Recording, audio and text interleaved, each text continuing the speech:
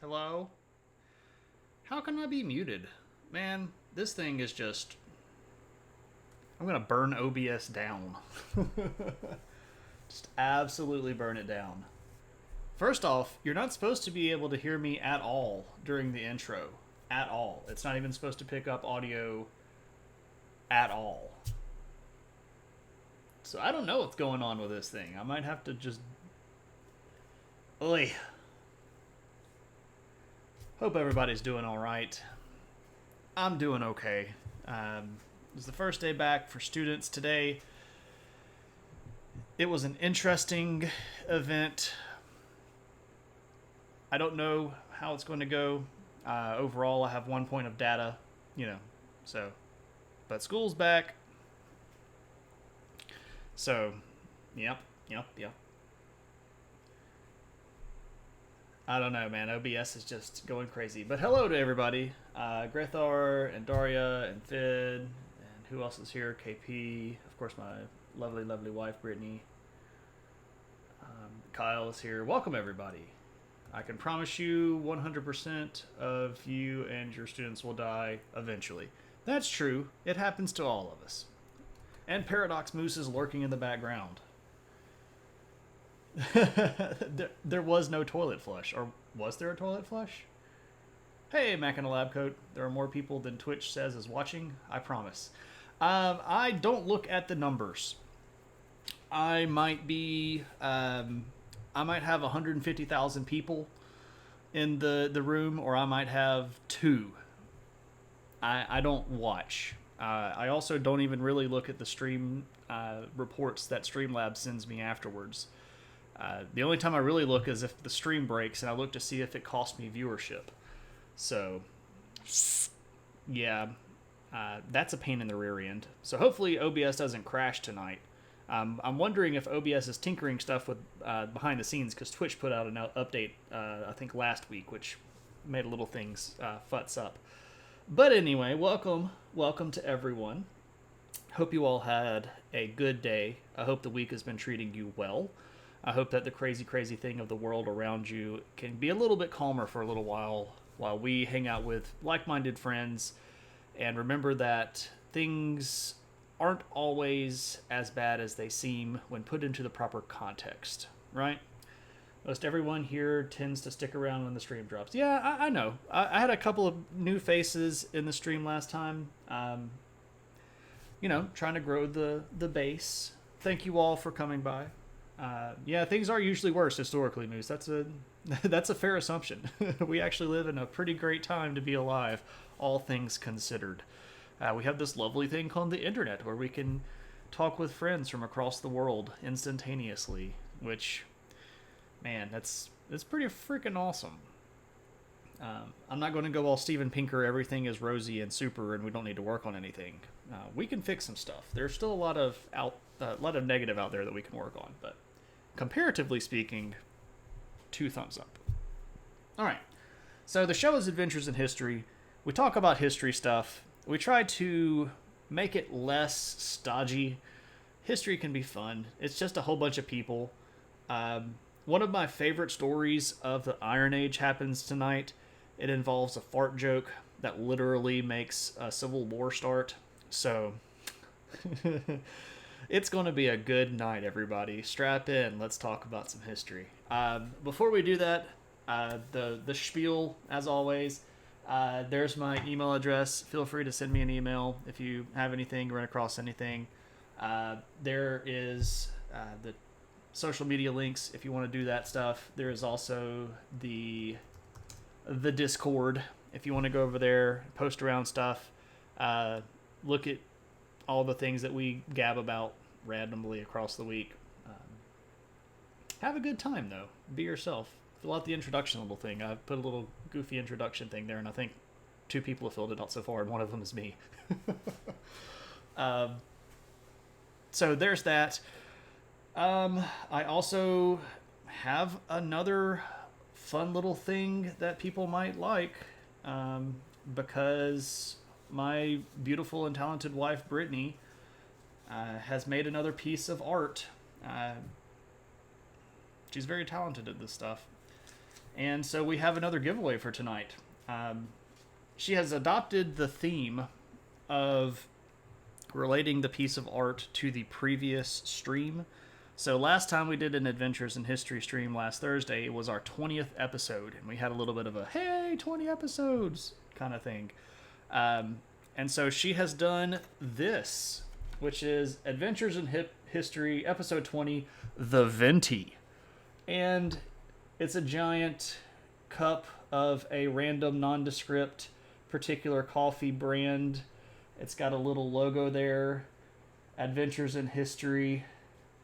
And of course, it goes to everybody's favorite, Jimmy. Jimmy, your coffee's ready. Jimmy. I wonder what would happen if we ate these beans. I don't know, give them to Jimmy. And 10 minutes later, why is Jimmy so hyper? And that's how we discovered coffee.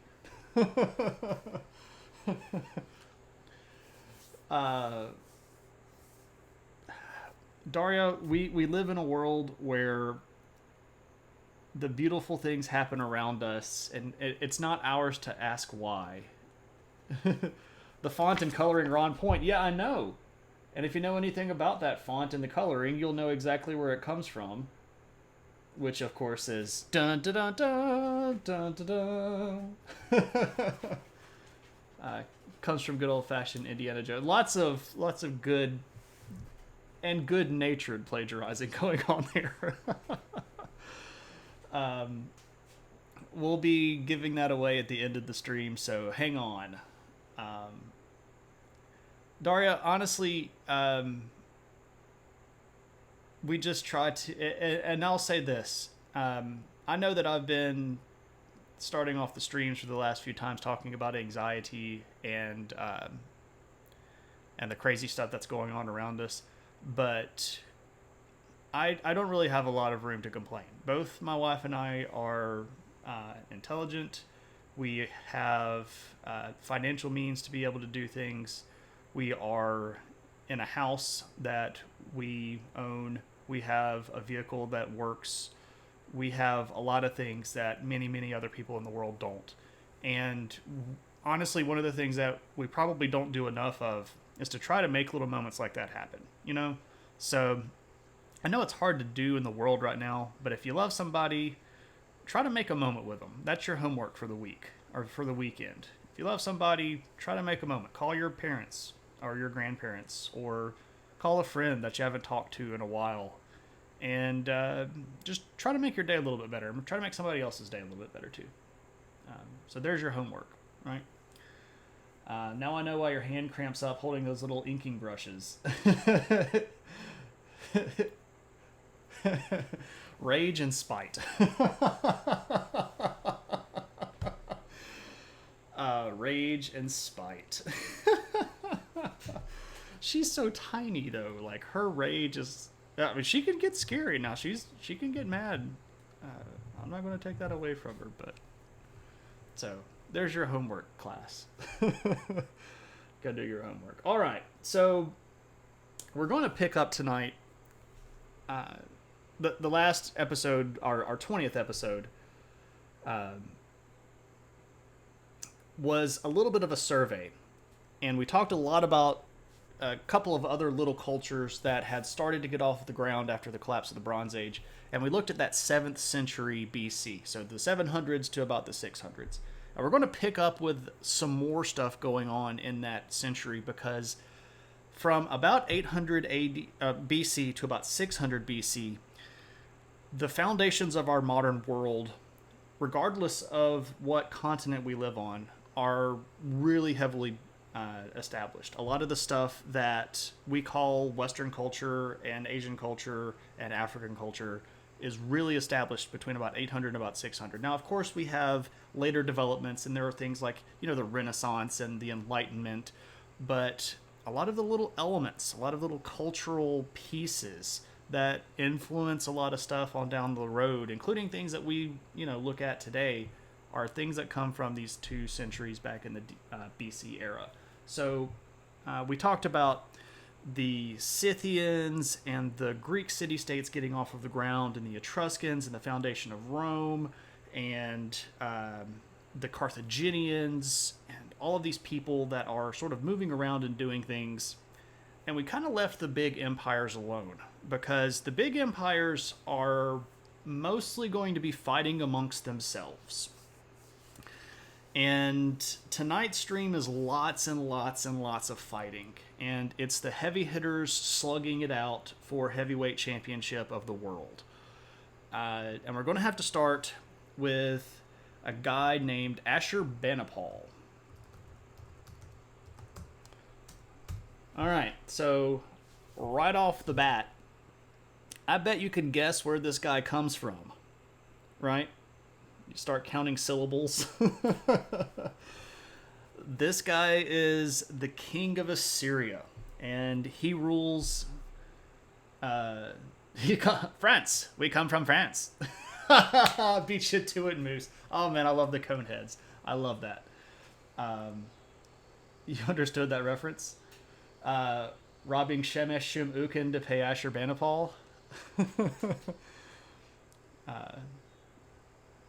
That's robbing Peter to pay Paul, but Iron Ageized. I haven't seen Coneheads in so long. That movie is so great. And the SNL skits, of course, are also great. Dan Aykroyd. Good stuff. Anyway, if you don't get it, the France, they come from France. That's a reference to the Coneheads.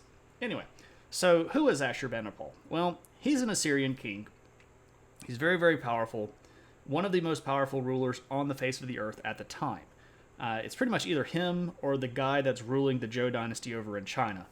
And by the time we get to Ashurbanipal, the Assyrians could probably take the Chinese. It would be a close fight. The Chinese, of course, would have significantly more manpower, but the Assyrians had really perfected this like mechanized warfare kind of thing. They had these big chariot corps. They had these mobile defense networks that they could move around and shield their archers with. They had these giant siege engines that could either tear down your walls or dig out from under your walls, or literally just like covered walkways that they could just kind of roll up to your walls and just like run their guys up over. These dudes were scary, scary business. And Ashurbanipal was a scary, scary dude. Let me show you what he looks like. He looks like this. Let me blow that up a little bit so that we can see it. Boom! Check it out. You know, when you depict yourself as riding horseback and killing a lion with a spear, that this dude thinks a lot of himself. And you would be right. Because he does. But this is Ashurbanipal. There are lots and lots and lots of images of this guy. He's one of the most important rulers of the ancient world. That's how you take on a lion, with a spear in the throat. Whoa, manpower. Anyway, Ashurbanipal built a gigantic library. The capital city of Nineveh under his rule was still the largest city on the face of the earth. He had elaborate buildings built, all sorts of really, really cool things. Really powerful guy, but he had a lot of issues with his family. Don't try that at home, kids. Yeah, don't punch a lion in the throat. I would not suggest doing that, even if you had a spear. So, Ashurbanipal ruling this giant empire that covers lots and lots of territory. For those of you that would like a refresher, let's remember that Assyria at that time controlled all of this region, Mesopotamia, including Babylon, about half of Turkey, all of the Levant, and Egypt. So this guy's ruling this whole region right here. The population was big, lots of big cities, all sorts of powerful generals and armies under his command. But these people over here in Egypt are going to be a bit of a problem, because with the actual Egyptians out of the picture, a new kingdom from this region down here was starting to kind of creep up into Egypt. If you'll remember, Egypt had been under something that we call the Third Intermediate Period for quite some time. And there was a dynasty down here in the kingdom of Kush, spelled Kush, has nothing to do with marijuana, that was claiming the position of pharaoh. And these Cushites were causing some trouble because Ashurbanipal is a long way away up here in Nineveh. And these guys all the way down here are like, he can't really keep us out, right? So there is a particular ruler of the Cushites, and his name is Taharka. And he looks like this. Don't let me forget to show you all images. Weren't they being cushy? No, they were not being cushy. They're actually quite angry at each other. So this is Taharka. He is a Cushite from Central Africa that was ruling a significant portion of Egypt. And he thinks that the time is right to take over all of Egypt. How are we supposed to know what you have pictures of? That's a great question. Question mark? I don't know. Maybe I should just show... my wife would always like more pictures. She's always like, you got enough pictures, right? So I always have to make sure that I have pictures. And that's not a bad thing. I like pictures. Anyway, so Ashurbanipal, ruler of Egypt from the Assyrian point of view, is going to have problems with Taharka. Taharka is going to be part of the Kushite dynasty that takes over in Egypt. She's just tired of looking at me. Hey, I understand that this is not what brings the boys to the yard, right? I am aggressively okay looking, and I'm fine with that. We all know that everybody just wants to see the puppy, right? For those of you that don't know, KP is my oldest and dearest friend, and he has said far worse things to me, even in jest. So we can do that, and it's not that bad. I am secure enough with my okayness. So anyway, Taharka is going to start a rebellion, and he's going to try to take over Egypt. And what this means is that Ashurbanipal has to leave home with an army and go down to Egypt. And this is a pretty brutal battle. Shane got us the okayest. Shane got the okayest good looks between the two of us. The Kyle Wright, you're not so okayest bad looking yourself. You're okayest good. You definitely got all the math skills. I'm rubbish at math. Anyway, so there's a big rebellion, and this starts in right around the late 660s AD. So Ashurbanipal takes over in 669, and he almost immediately has to go down and fight in Egypt against Taharka and his rebels. And this is a pretty brutal fight. It's really rough. The Assyrians are really, really far away from home. The forces of Taharka are actually gaining a little bit of support from the native Egyptians.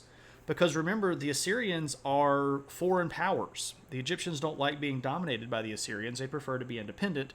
And at least the Cushites were close in culture.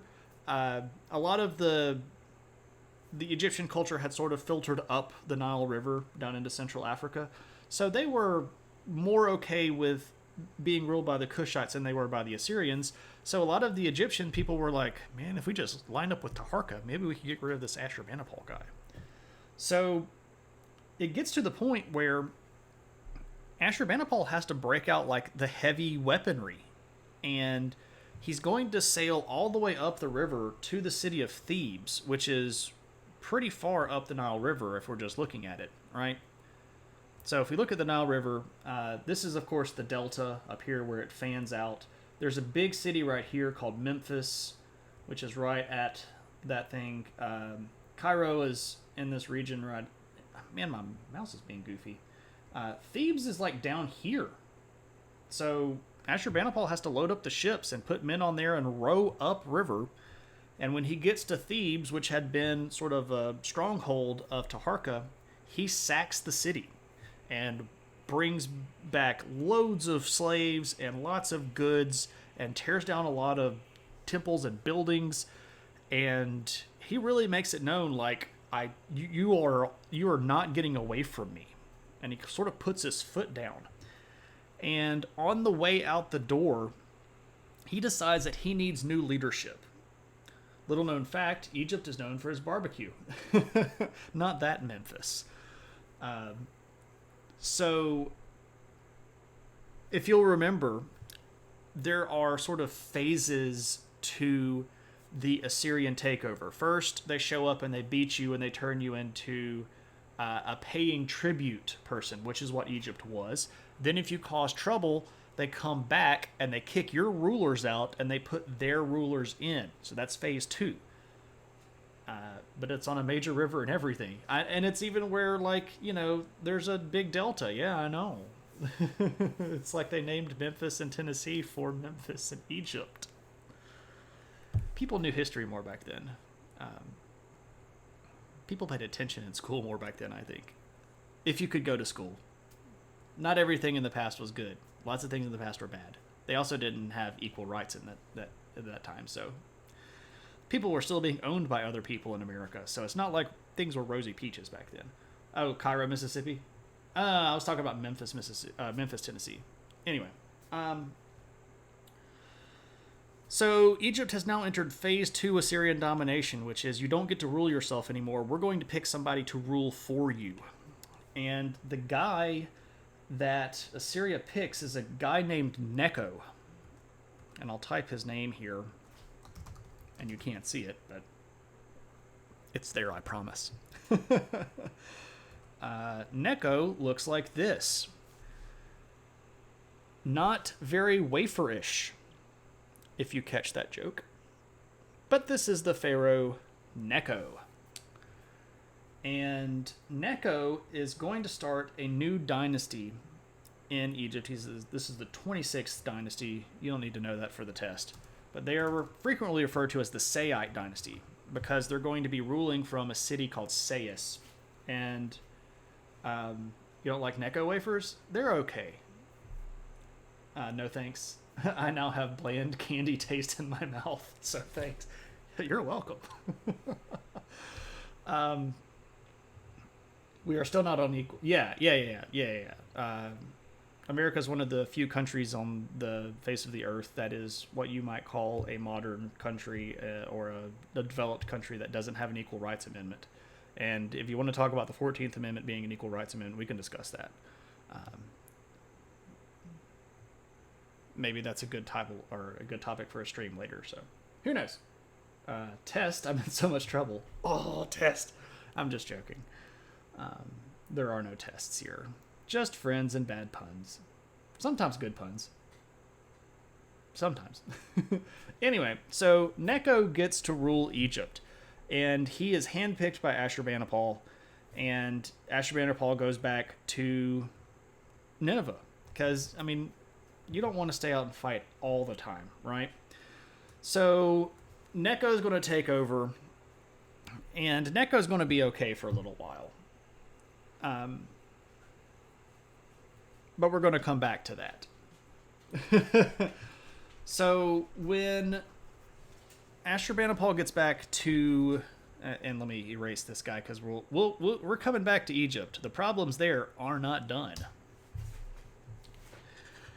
When he gets back home, he finds out that the region of Elam has been uppity and has been causing trouble. Now, the Elamites, once again, are sort of neighbors to Mesopotamia.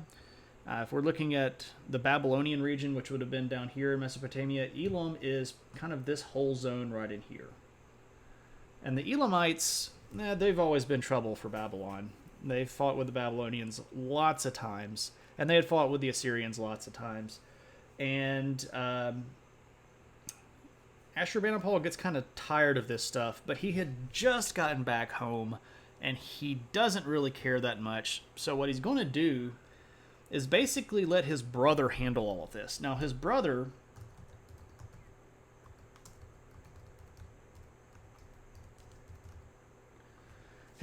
name is Shamash-shum-ukin.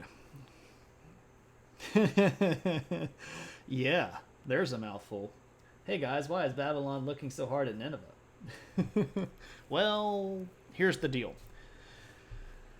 These two guys are brothers, and their father was Esarhaddon. Esarhaddon we've mentioned in the earlier streams, but a very brief rundown. This guy was kind of paranoid and a little bit messed up in the head, And he had decided that one of the things that he wanted to do was he's going to leave Assyria to his heir, Ashurbanipal, but then he was going to leave Babylon to Shamash-shum-ukin, whose name actually includes Shamash, one of the big Babylonian gods. And this was another attempt of Esarhaddon's to sort of appease the Babylonian gods who his father had really ticked off. Well, Ashurbanipal gets to be big emperor dude, and Shamash-shum-ukin gets to be the king of Babylon. And Shamash-shum-ukin thinks he should be equal with his brother. Ashurbanipal has other ideas. And he's like, you go do my bidding, peasant. And so Shamash-shum-ukin has to deal with this Elamite invasion. And it actually handles it really well. He gets an army together. They go and invade Elam. And they kill the Elamite king. And they put a new king on the throne of the Elamites.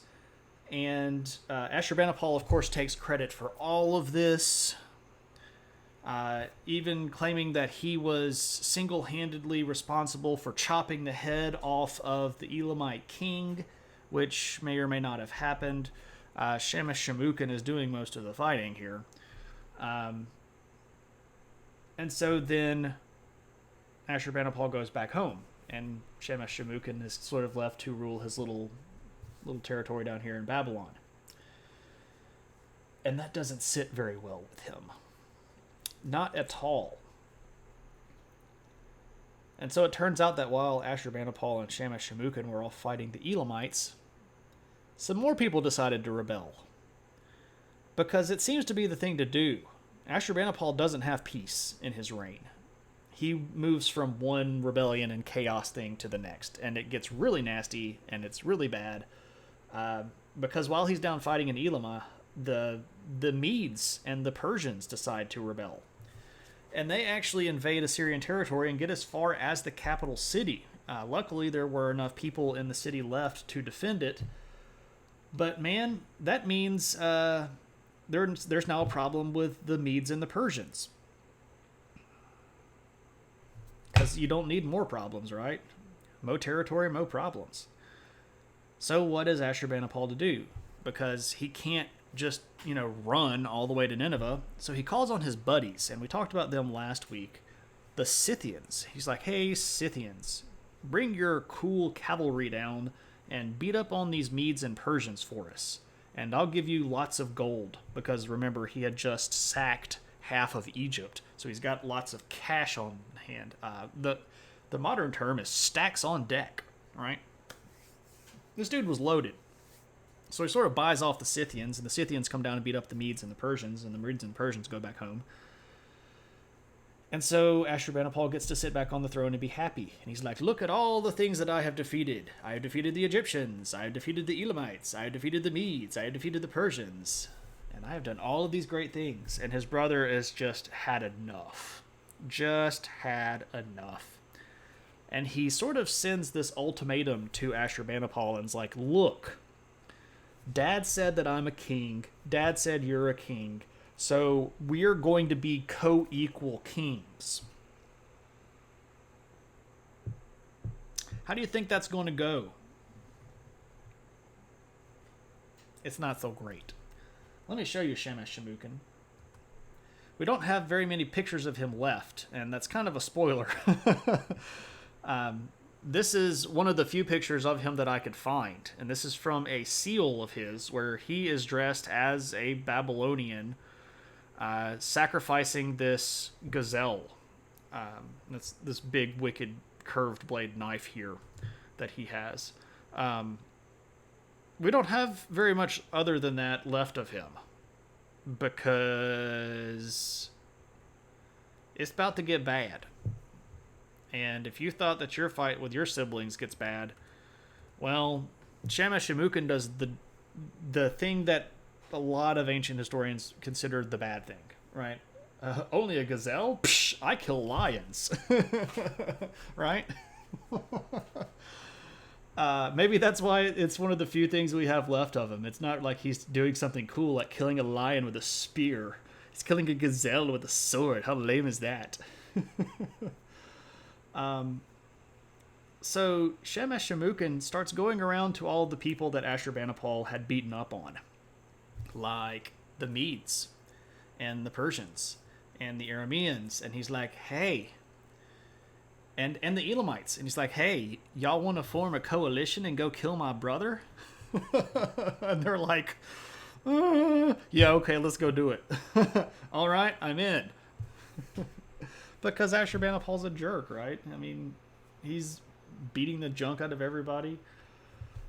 Oh, it's so bad. Oh man, this war gets real nasty. It starts in 652 and 652 BC, and Ashurbanipal responds with an overwhelming force. He moves down into the southern part of Mesopotamia, Babylon, and he just kills everybody. Anybody that looks like they might not immediately worship him as a living god gets the... people that are actually Assyrian natives end up getting exiled from certain parts of Assyrian territory during this. So, like, the Assyrians moved to level 3 Assyrian domination on their own people. Like, y'all don't get to stay down here if y'all are going to rebel. We're going to move you way over here, where you will be out of the way and nobody is going to get bothered by your craziness, right? So it gets real bad. And Shamash-shum-ukin ends up losing his head, literally. Ashurbanipal does kill him, but he buries him the nice way. Like, okay, I'm going to give my brother the nice burial, royal burial, but he's dead, and I'm in charge. And he had enough of those darn Elamites. And when he decides to go into Elam, he moves to phase 3 destruction of Elam, which is destroy all of their cities and depopulate the region. So at that point, Elam ceases to exist as a country. Like, no more Elamites. Really, really bad stuff. But that means that his army is way deep over here. No hard feelings, brother. Yeah, like, and you thought your arguments at Thanksgiving were bad. This guy just destroyed his entire brother's heritage and an entire kingdom. So while they're fighting all the way over here in Elam, what do you think's going on over here in Egypt? If you guessed that the Cushites are back, you guessed correctly. Necho, that guy that Ashurbanipal had left in charge, finds out real quick that the Assyrians are not going to show up to help him because they're all fighting themselves over on the other side of the world. And that means Necho, a puppet king, has to fight off Taharka. Well, Taharka ends up dying pretty soon after that, but Taharka has a younger son named Tantamani, and this dude's just as set on conquering all of Egypt as his dad was. And Necho gets the whack. Necho leads his army out into battle, trying to give them the hoo-ha, look, guys, we're going to go win, and he gets killed. So things are not going so great for the Assyrians. I mean, Ashurbanipal's doing some awesome stuff over in Elam, but they're losing control of Egypt, which was, super tons of money. So then they got to go back to Egypt. And so they go back to Egypt. They have to fight the Cushites again. They don't kill Tantamani. He's still running around like crazy, causing trouble, starting raids, disrupting supply lines. Ashurbanipal does put Necho's son on the throne. This guy's name is Samtik. We'll talk about him again in just a bit. But when Ashurbanipal dies in the 630s, Assyria's not what it used to be. All of these little constant border wars around the edges are picking off their strength, and it's costing them tons of money, and their empire is crumbling. and it leaves them vulnerable to attack. The Arabs are causing trouble. There are Arab tribes. Let me show you where I'm talking about. So this is the Arabian Peninsula right here, this big thing. Whoop, whoop. So there were Arab tribes in this region that had been brought into the Assyrian Empire that were rebelling. The Babylonians are still causing trouble. There's a kingdom over here called Lydia that's causing trouble for the Assyrians. Egypt is breaking away. All of the regions around their border are contracting. And this, of course, puts a lot of strain. So when Ashurbanipal dies, he has multiple sons as well. And as you might expect, they don't get along any well than their uncle and their father did. And Syria falls into a civil war. Another one. And this one's bad because none of them are going to come out very powerful after this. So Ashurbanipal is dead. Shamash-shum-ukin is dead. What do we have left? Well, we have these people. The Chaldeans. Now, who the devil are the Chaldeans? Well, that's a great question. You may have heard of them as the Neo-Babylonian Empire.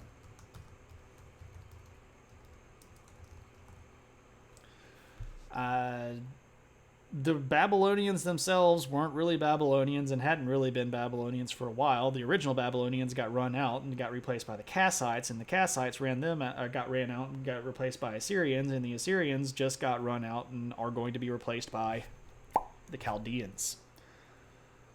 These are a group of people that had been sort of wandering around in the region. They'd taken over some of the big cities. They had a power base. They had hooks into the money and the trade in the region. And there's a particular guy that is a Chaldean named Nabopolassar. So many great names tonight. I just love all of these names.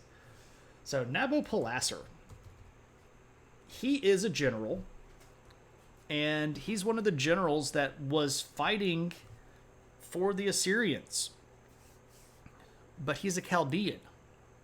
And he goes, while these two Assyrian jerks are fighting, this might be a great time to make Babylon independent again. All right? So that's what he does. And in the middle of this civil war, Nabopolassar goes, I'm just going to send a memo. Like, did you get the memo? What memo? Babylon's independent again. And I'm ruling. I'm in charge. I'm in charge. Yeah. Assyria puts aside their differences just long enough to try to attack this guy to reincorporate him into the kingdom. The crazy thing about it is, he's stronger than both of them. And he wins. So what are you going to do then if you're Assyria? Well, you can't really do very much at all except for go crap.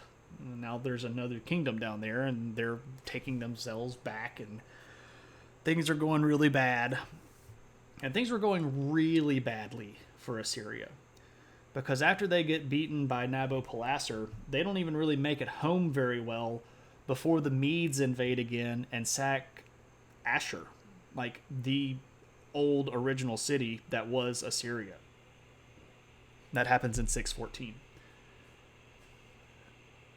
It is bad. This is basically the end of the Assyrian Empire. Nabopolassar is going to immediately start expanding. Like, when things go bad, you take over. And things are going pretty good for the Babylonians at this point.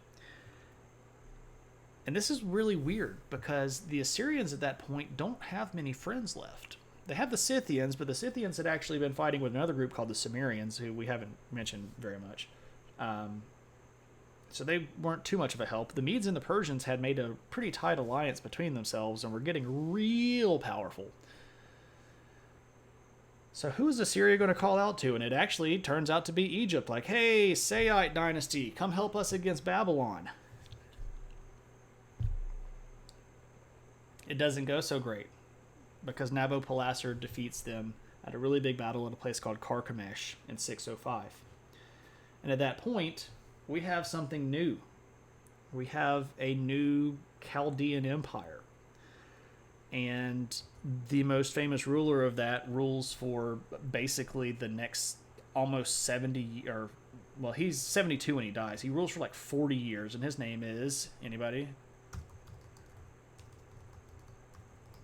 Nebuchadnezzar.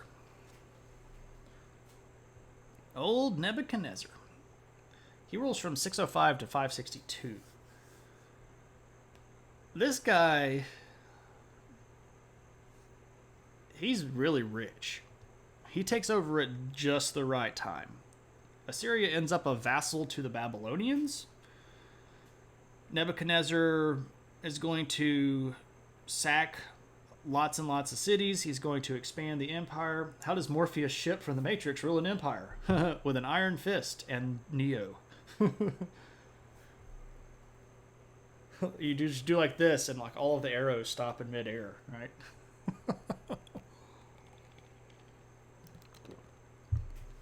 So Nebuchadnezzar is a very fabulously wealthy king. He's going to take over lots and lots of territory. He's going to build fabulous, giant, amazing palaces, including the Hanging Gardens of Babylon, which were one of the ancient wonders of the world. I get to put on the adventure hat because I'm going to show you the Ishtar Gate, or part of the Ishtar Gate. So, just as a reminder, I love how you go anybody. I can barely even pronounce it. Nebuchadnezzar. Come on now. Nebuchadnezzar.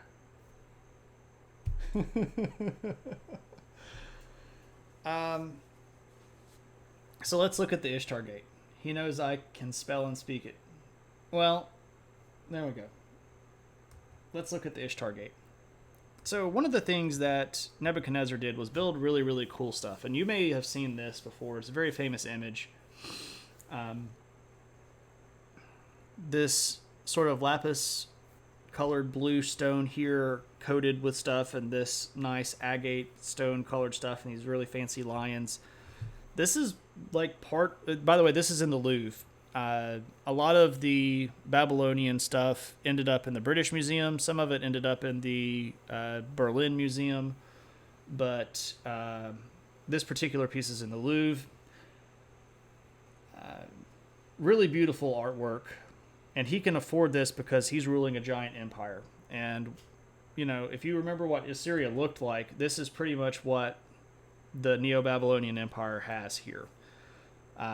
Elam, Babylon, Assyria is a client king, the region of Aram, Arabs, Syria, kingdoms of Judah and Moab and Edom, and they get right down here to the border of Egypt. How did so much of this end up in in European museums? The secret ingredient is theft. I'm fairly certain I actually shared a meme that said exactly that.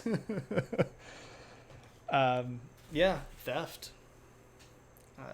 Imperialist theft, even.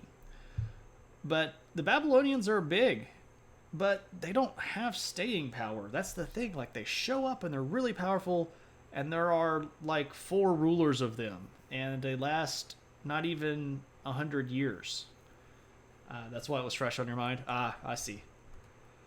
So Nebuchadnezzar is going to run head on. Nebuchadnezzar wants to put all of the Assyrian territory under his control. So that's why he's expanding down in the Levant and why he ends up running into Egypt. But Egypt is actually being led very well by that Samtek guy. We need to shift a little bit, but here's the thing about the Babylonians.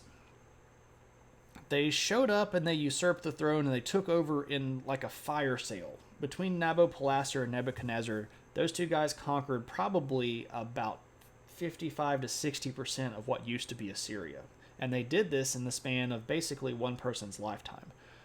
But that doesn't mean those regional differences and problems that had caused trouble for the Assyrians were going to go away. Most notably, the Medes, the Persians, and the Egyptians, those guys are still there, right? And they still want to be independent, and they don't want to be controlled by the other folks. Babylon. I don't know how you'd make Merca out of that. Babylon. Just like B-A-B-L-O-N, B-A-B apostrophe L-O-N. Like, Babylon! Of course, that's Merca. Merca! Anyway, you get what I'm saying. There are problems for the Babylonians. And we'll talk about that later. I don't want to spoil the story. But let's talk about the Samtik guy. Because I mentioned his name a few times.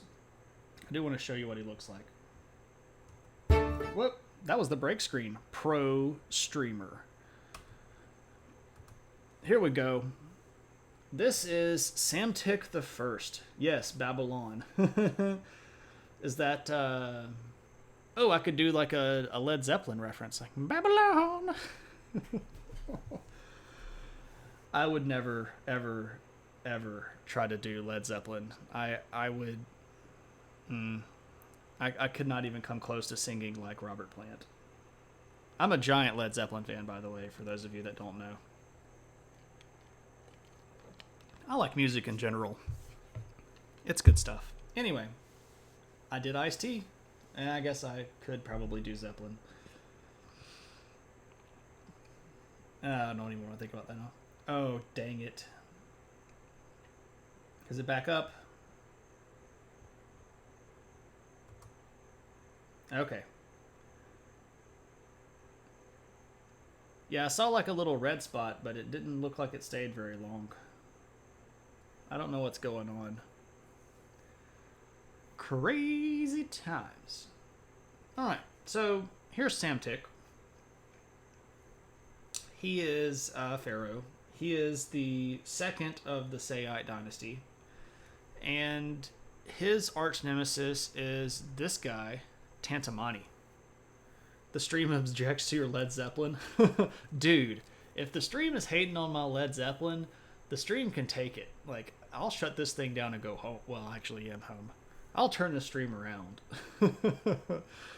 So, Samtik versus Tantamani. Tantamani is Taharka's successor. So, while all that crazy stuff is going on in Assyria and they're fighting and the Babylonians are taking over, these two guys are duking it out.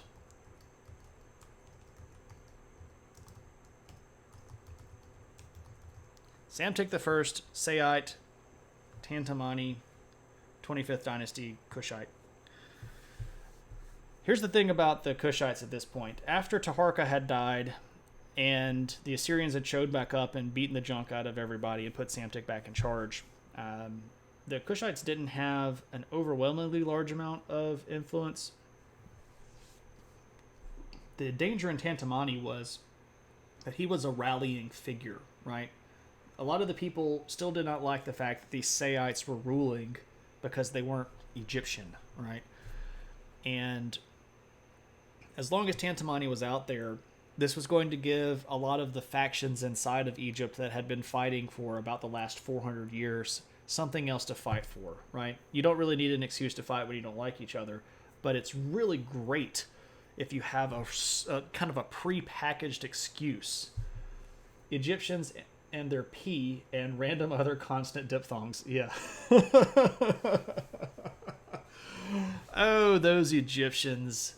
We don't need crazy stuff. Like, I think one of the things that he might be referencing here is their god Ta. Yeah. There we go. It's like Ptah. Ptah. Sounds like a British exclamation. Oh, Ptah. Samtik. Ptolemy. Well, Ptolemy was Greek. So you can't blame that on them, on the Egyptians. Ta-ta. Hey, Cave Geek, how's it going? Let me give you the shout-outs. Everybody go follow Cave. He's a cool guy. He does, well, we've rated the stream before, but for those of you that aren't familiar, Cave does really cool stuff using traditional artistic components. He makes ancient and fictional maps. Really cool stuff. Has done like Middle Earth and Breath of the Wild map, Game of Thrones map, all on traditional buckskin leather. with burner and bone. It's good stuff. Go check it out. Good to see you, my friend. Welcome, welcome. We are talking about the collapse of the Assyrian Empire and all of the craziness that comes when two brothers can't get over themselves. And we're working towards one of my favorite moments in all of the Iron Age, where a fart joke goes bad and starts a civil war. Yeah, so we just set up the Chaldean Babylonian Empire, and we left them hanging with Nebuchadnezzar because I like to leave things on a cliffhanger with ominous threats of Persia in the distance, right? Assyria is a vassal state now. Friggin' Assyrians. But we're talking about resurgent and independent Egypt, because when Assyria falls apart, well, that means the Egyptians can be themselves again, and Samtik is going to be the guy that does it, even though he's not really Egyptian, he's a Sayite. But that's okay, right? Because he's a strong leader. He's going to basically run Tantamani all the way back up the Nile down into Central Africa. Tantamani keeps trying. There are 3 or 4 different times where Tantamani tries to sneak back into Egypt a la Lenin and start revolution up again. Doesn't go so great for him. He ends up basically penniless and destitute and begging for people in his own country to help him, and then they won't even do it. Kind of a sad end for... I mean, he's an interesting fellow. I like the 25th Dynasty a lot. There's a lot of interesting things that go on down there. And here's a weird, fun, random history fact for you. There are more pyramids from the ancient period of time in Sudan than there are in Egypt. When you think pyramids, a lot of people just think Egypt, right? Let me throw the borders here and I'll show you where I'm talking about. But down here in Sudan, which is actually, again, upriver, because remember the Nile runs sort of south to north. In this region, which was ancient Nubia and Kush, there are more pyramids there than there are in Egypt by 3 or 4 times, like exponentially more. Because these people really dug the Egyptian style and basically copied a lot of that stuff. They have pyramids, absolutely. Hundreds of them. I like the 25th Dynasty.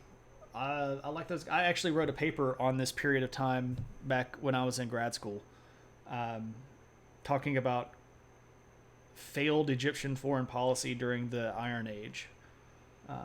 See the lack of... it's not... I'm a weirdo, right? What is knowing that there are pyramids in Sudan going to do for me in the post-apocalyptic world, right? There we go. They're worse than the Egyptians?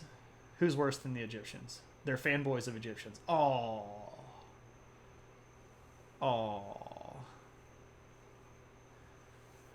I don't think they're... I mean, I guess I kind of have to give them that. Now I'm trying to think of a bad pun for weeb.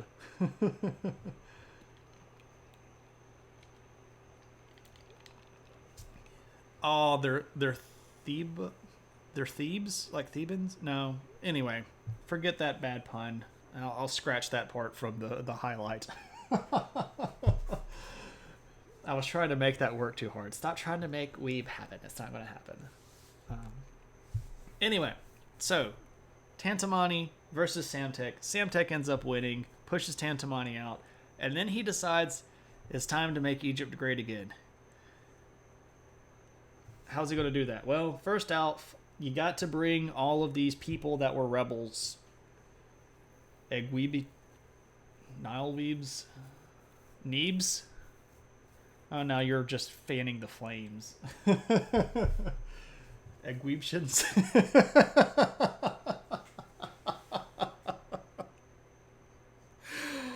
Oh, you all.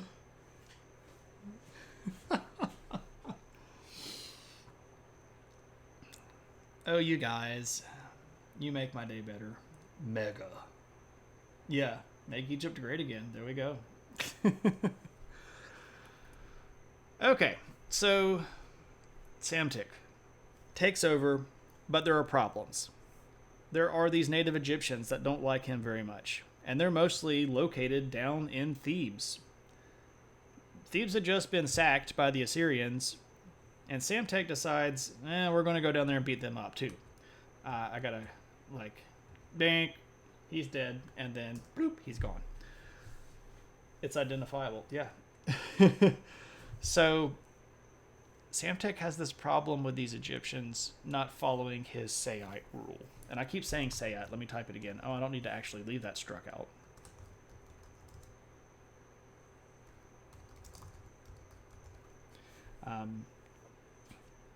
So he's got to bring these Egyptians in line. And the way that you do that in Egypt is you beat the junk out of the priesthood that's causing the trouble.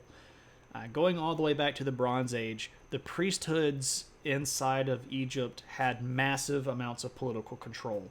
There was a big priesthood centered down in Thebes, and then there was a big priesthood up in Memphis, and those two groups didn't get along very well.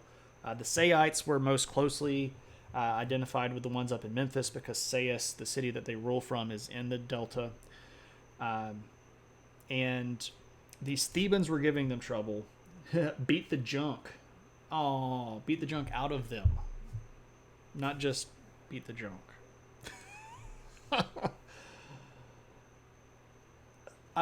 Cave, should I quote your going live announcement? If we're talking about entendre.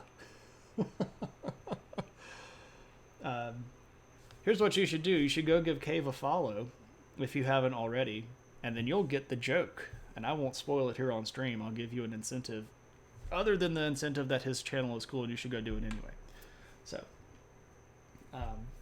anyway, so Samtik goes down, beats up the Thebans, but while he's down the river in the southern part of Egypt, well, these people up here start causing trouble, and these are the Libyans. And if you'll remember, there are lots of people in Africa at this period of time that are gaining a lot of independence. We already talked about Carthage becoming independent. Well, these people over here in Libya were independent and growing on their own, and so they invaded Egypt. Well, then Samtek gets home and has to go fight off the Libyans. So finally, Egypt has a chance to be independent again. But here's the weird question. Is Egypt really independent if they're not being ruled by Egyptians? Or if they're not being ruled by the right Egyptians? And if they have to keep hiring mercenaries from Greece to come fight their wars for them? Because that's one of the things.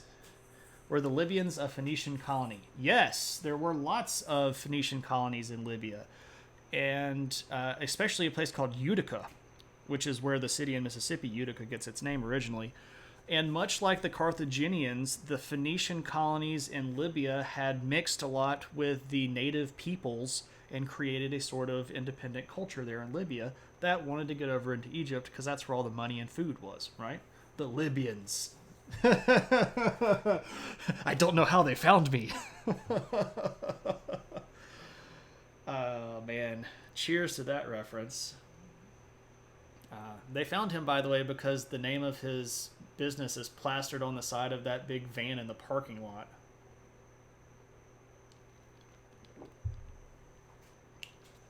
This, by the way, is a Back to the Future reference. For all of those that haven't caught on to this. So, one of the things that Samtik is having to do, because he doesn't have a lot of native Egyptian support, is bring in mercenaries. And the mercenaries that he's bringing in come from Greece. So these are Greek people. Don't get your plutonium from them. Yeah, right. I mean, you don't give out plutonium without some kind of a background check. Well, I mean, I guess that's the point of buying it on the black market, right?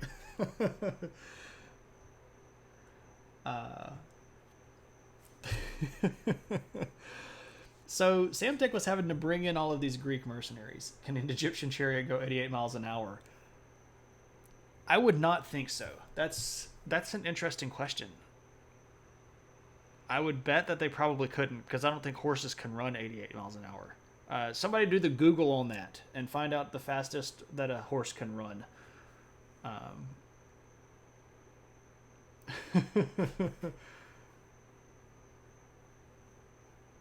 No, they can't. there we are. So, um, maybe if you fed them certain pills, and there was like a blue pill and a green pill, and now I'm referring to the third Back to the Future movie, which I recognize that not everybody likes. I quite like it. It has the invention of the frisbee in it, so maybe if you put them on horse steroids. I like it.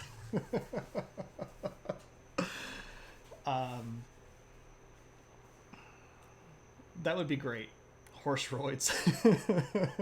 Red pill. Oh, so then they wake up in the Matrix and they end up fighting Nebuchadnezzar. We've come full circle. Oh, man. Sorry for derailing. No, absolutely. This is the joy of the stream. Puns are welcome. Derailing is encouraged. If we can't pause every now and then to have a geeky moment where we break down science and or history and or sci-fi and or nerddom, what's the point of even living, my friends? What's the point? Never apologize for derailing the stream. I'm sorry you don't derail it more.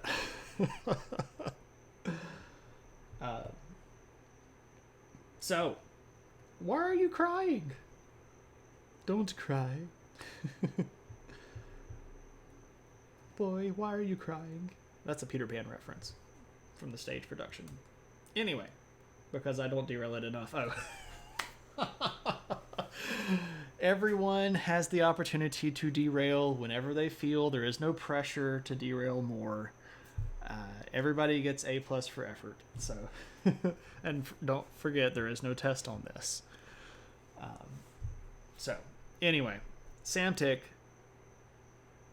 But we also have to get working. So Daria, you'll have to separate. Oh, okay. All right, Cave. Thanks for dropping by, man. Much appreciated. If you're still hanging around when I wrap up, I might see you around. I don't know. I usually leave it open to what the stream decides. I go with the flow. The Tao of the stream.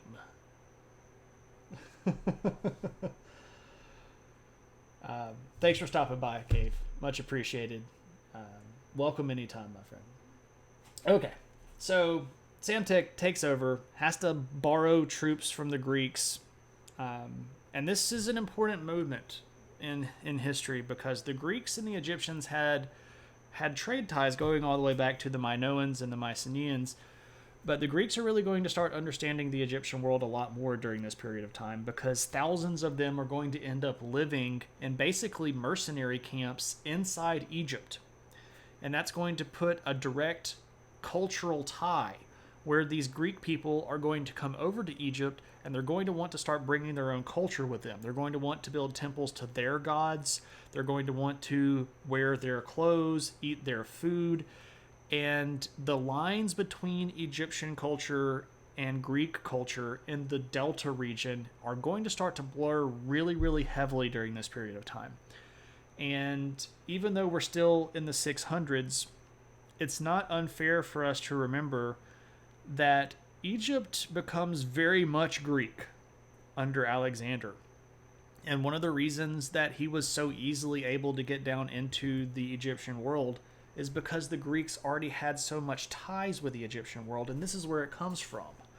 When these Egyptians are having to bring over thousands and thousands of Greek soldiers who inevitably end up bringing their families over because it's cheaper to bring the whole family than it is to try to pack up and send money back home on a ship. So you've got tens of thousands of Greek people living in Egypt in colonies, building their own cities, building their own temples, and transporting goods back and forth between Greece and Egypt en masse. Right? So pretty important moment in Egyptian history here. This is also great because it keeps out the Libyans. I don't know if Doc Brown was Greek in history or an ethnicity or not, so there you go. So this is the period of time where the Assyrians are going to have to call to the Egyptians for aid. This is during the Assyrian Civil War when the Babylonians start beating up on them under Nabopolassar. And the Sayites are going to go up and try to help out Assyria, but they're going to recognize pretty quickly that they don't like this Babylon too much at all. And instead, what the Egyptians are going to decide to do is kind of abandon Assyria and just take as much of the Assyrian land as they can. But that's going to put them on a collision course with the Babylonians, because the Babylonians want to expand as well. So how do you do that? So initially, what the Egyptians are going to try to do is play this sort of game of, let's see if we can get the Babylonian vassals to rebel. Like, send them a nice letter saying, hey, would you rather be friends with the Babylonians or the Egyptians? If you start a war, it would be great. Wink, wink, nudge, nudge, that kind of stuff. This isn't going to work out so great. What ends up happening is that the Babylonians, especially under Nebuchadnezzar, are going to realize what the Egyptians are doing, and they're going to show up and beat the crap out of all of the rebels all the time. This is actually what ends up getting the kingdom of Judah destroyed in 586, which is the destruction of the Jewish temple and the eventual exile. So if you know anything about Jewish history or Christian history or history of the Bible or history of the Tanakh or anything like that, this is a pretty important moment in the sort of longer arc of the Jewish and Christian experience of history. So, and that starts because Egypt was trying to poke at these vassals of the Babylonians, and the Babylonians got sick of it and just came in and squished them. So the attempt at expanding up into the Levantine region for the Egyptians doesn't go so great. So they decide, well, why don't we just go beat up the Cushites again? Because, they're still down there and they're kind of causing trouble again, so let's just go beat them up. Well, here's what happens. They go down, they beat up the Cushites, and they basically destroy their entire kingdom and steal all of their money. Now, you might be wondering why he needs so much money, Samtek. He needs so much money because he's paying so much money to these Greeks. And it turns out that those Greeks aren't happy because some of them would like to run Egypt themselves.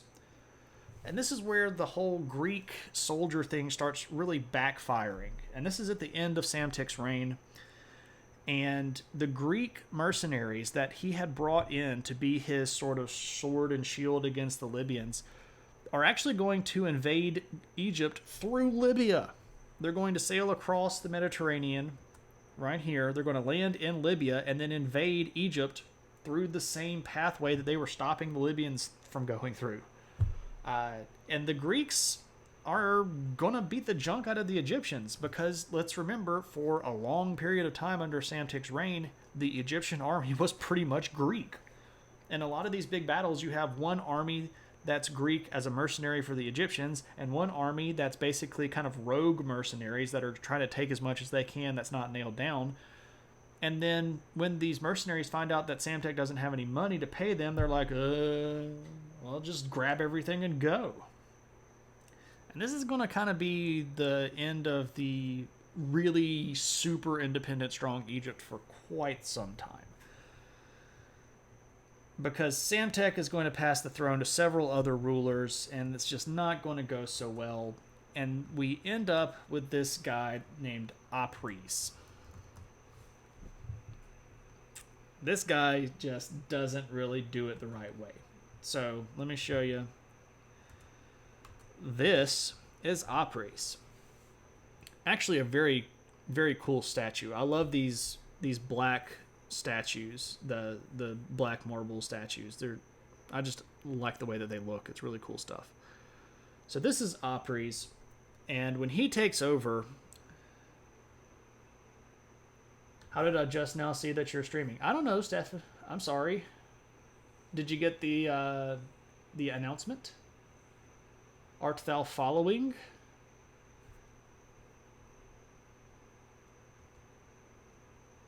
I hope the announcements went out. Twitch has been funky, but I think Twitch has been funky for a long time. I am. It did tell me. Sad face. But you got here, and we're not done yet. And to be fair, we're getting to my favorite part of the whole lesson. Or lesson. I say lesson. I shouldn't say lesson. Conversation. We're getting to my favorite part of the conversation. It's a fart joke.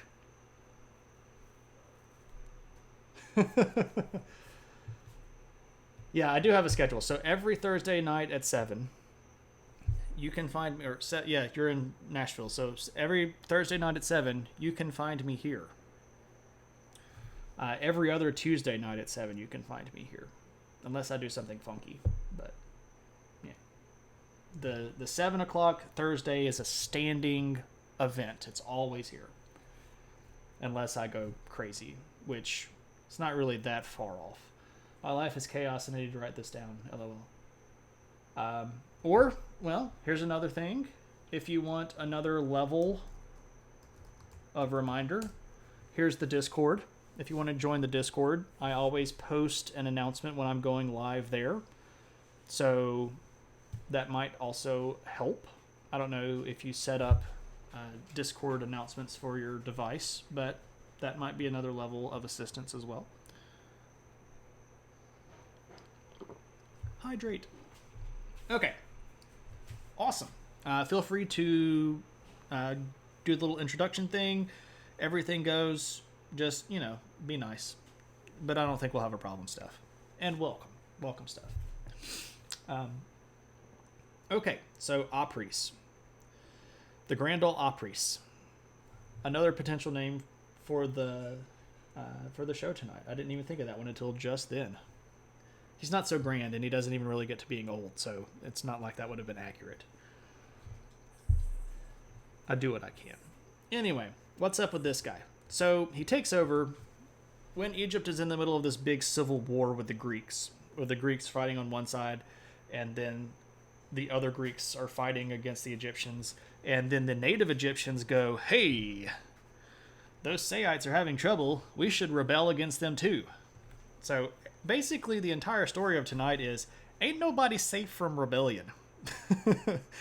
Everybody gonna get some rebellion tonight, right? Wow, and Opryland joke. Yeah. Lots of bad jokes, good jokes, puns. A puppy who just stared out of the window into the backyard for like 10 minutes and then like walked out of the room without even acknowledging the fact that I exist. So,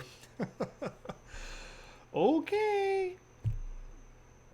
Anyway, who is Apris? He's a guy, and he's not so great of a ruler. And there is a problem inside of his world where he's got enemies at every turn. There are native Egyptians that don't like him. There are Greek mercenaries that are demanding payment. There are other Greeks that are invading.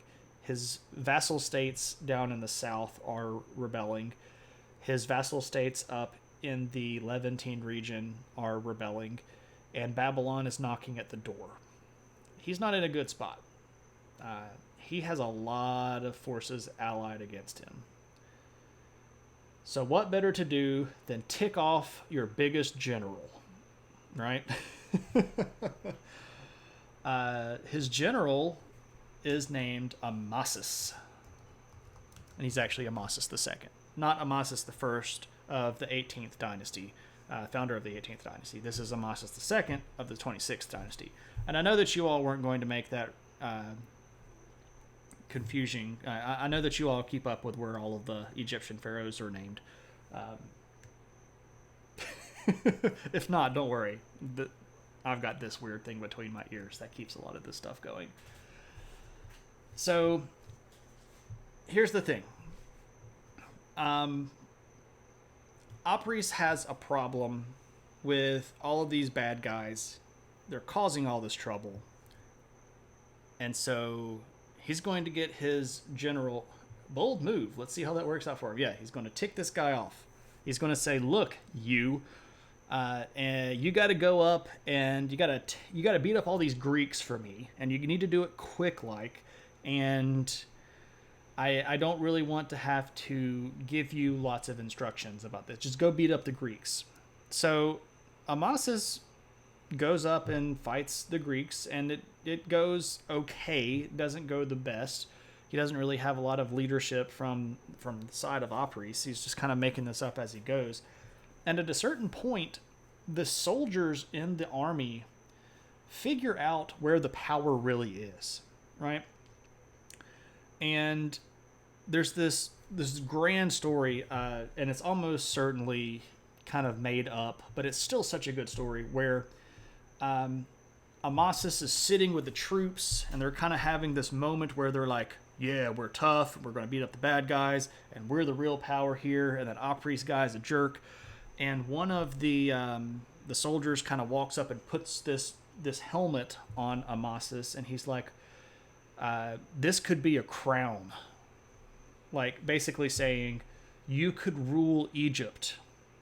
And Amasis is like, well, this is an interesting concept. And Apries kind of gets wind that Amasis is being a little too independent, and he decides to send him the good old ultimatum, which of course never goes over well. He sends this messenger up to Amasis, and he says, you're going to return right now, and you're going to give me back what you have taken in spoils, because I own this, I'm the pharaoh, and you're going to give me what is owed to me.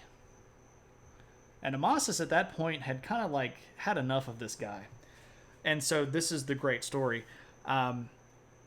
He apparently, according to actual historical record, this is stuff that's written down 2,600 years ago, he leans up in his saddle and farts and kind of like wafts it towards the messenger, and he goes, that's what Apries can get from me, and you take that back to him and make sure he gets it.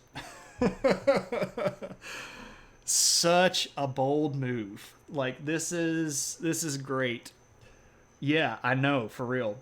And when the messenger gets back to Apries and tells him like what Amasis did, he's like, flipping tables. It's Civil War time. Go kill that guy. End of the world.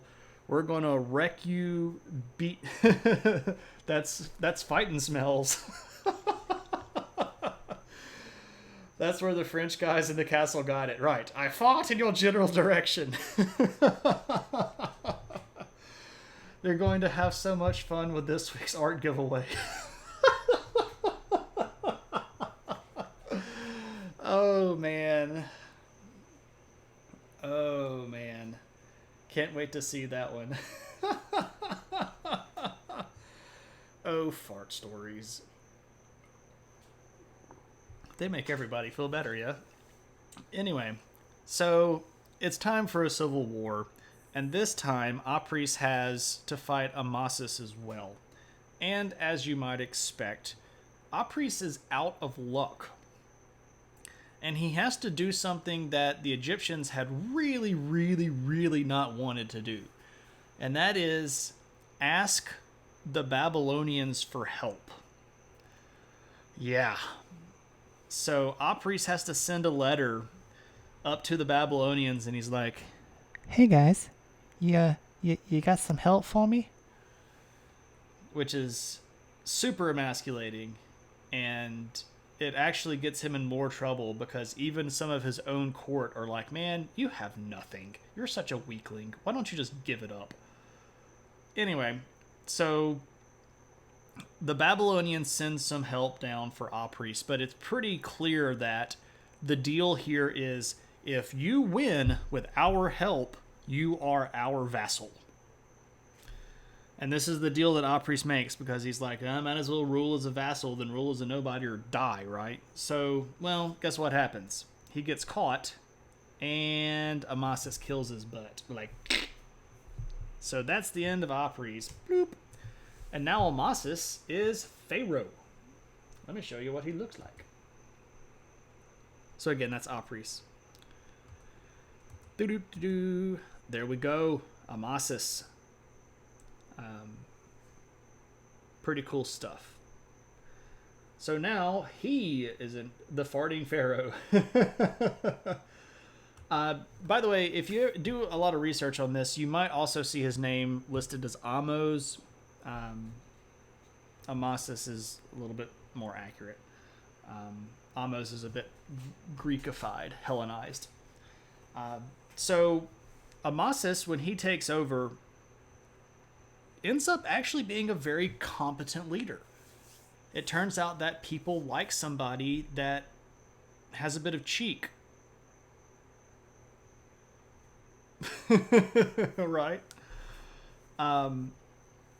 So this guy's going to reconquer Egypt, bring peace back to Egypt. He's going to settle the problems that the Egyptians had with the Greeks.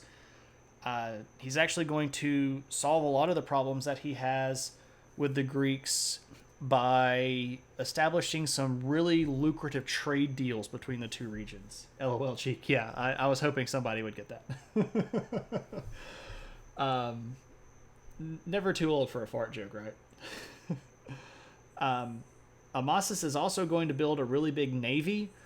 One of the things that you have to have if you're going to be doing a whole bunch of trading is a big navy to protect your ships, right? And Amasis is going to set his eyes on something that the Egyptians had never managed to get.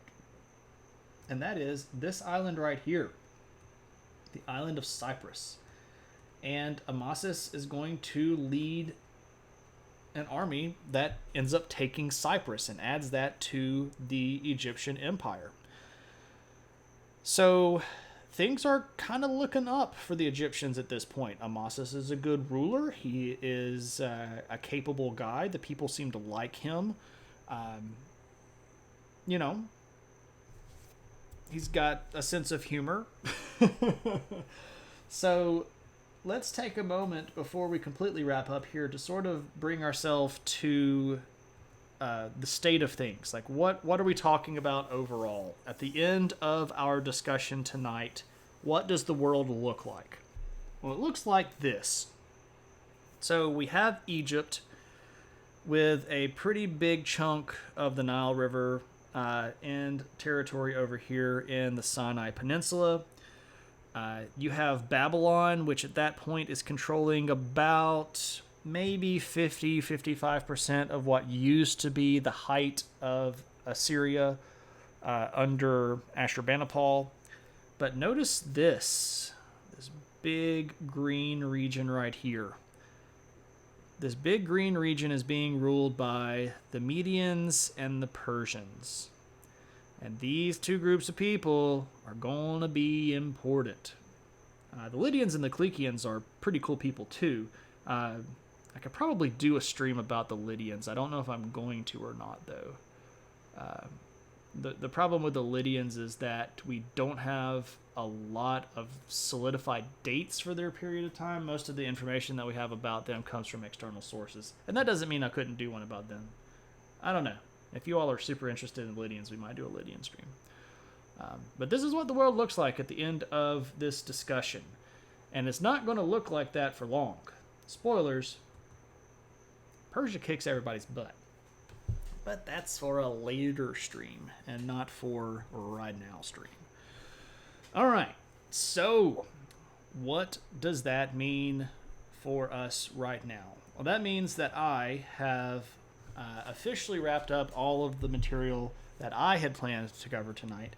But that doesn't mean that we are done. We don't have a lid on them. Oh. Officially but unofficially. Are we done or are we not done? No, we're not done. I mean, unless you all just want to bug out and go, then go for it. Puns. Right. Don't forget that you have adventure points that you can spend on a wide variety of things. I have added some stuff lately, so if you haven't looked through that list very much in the last couple of streams, make sure you go back through and look there. I've added, of course, the opinion hat, which hasn't been summoned in quite some time. The adventure hat's still there. I've also added one where we talk about current news topics. So if there's something happening in the news right now and you want to talk about it, you can redeem that and just put a little thing in there and say, hey, what's going on with this? I do try to keep myself appraised of most of the goings on as much as possible. So I'm going to do it. What you going to do? What's in the news? Please not the current news. It makes my anxiety do a thing. The U.S. Postal Service. Okay, I can talk about that. What's going on with the Postal Service? So, a few things are going on with the Postal Service. First off, and Steph, I'll try to keep this as non-doomy and gloomy as possible.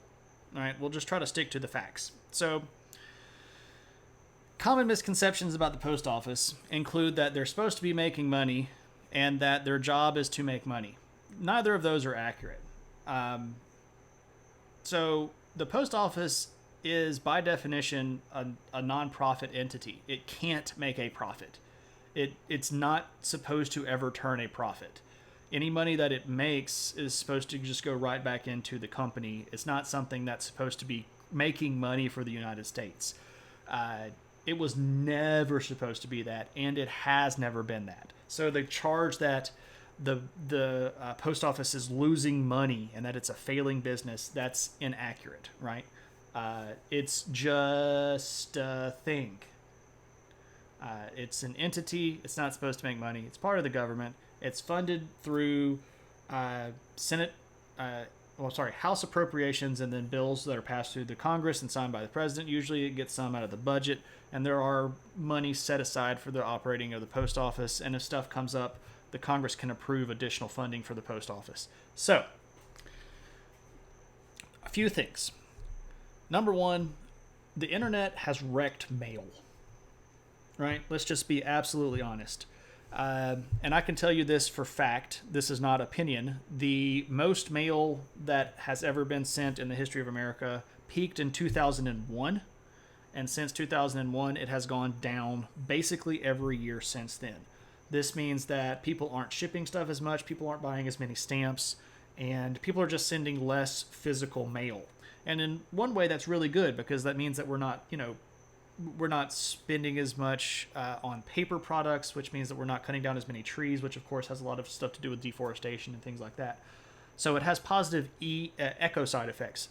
But the effect on the post office is very, very real, because a lot of their operating budget, the stuff that doesn't come from Congress, comes from selling postage, shipping stuff, selling stamps, that kind of operational stuff. They also sell merchandise, by the way. You can get officially licensed U.S. Postal Service stuff. This hurts Dunder Mifflin. It does hurt Dunder Mifflin, because nobody wants to buy paper when everybody's sending emails, right? Everybody wants to jump to Michael Scott Paper Company, including dog clothes. They do have dog clothes. U.S. Postal Service has all sorts of merchandise. It's there. I should probably change this, because people are going to be like, what does Amasis have to do with the post office?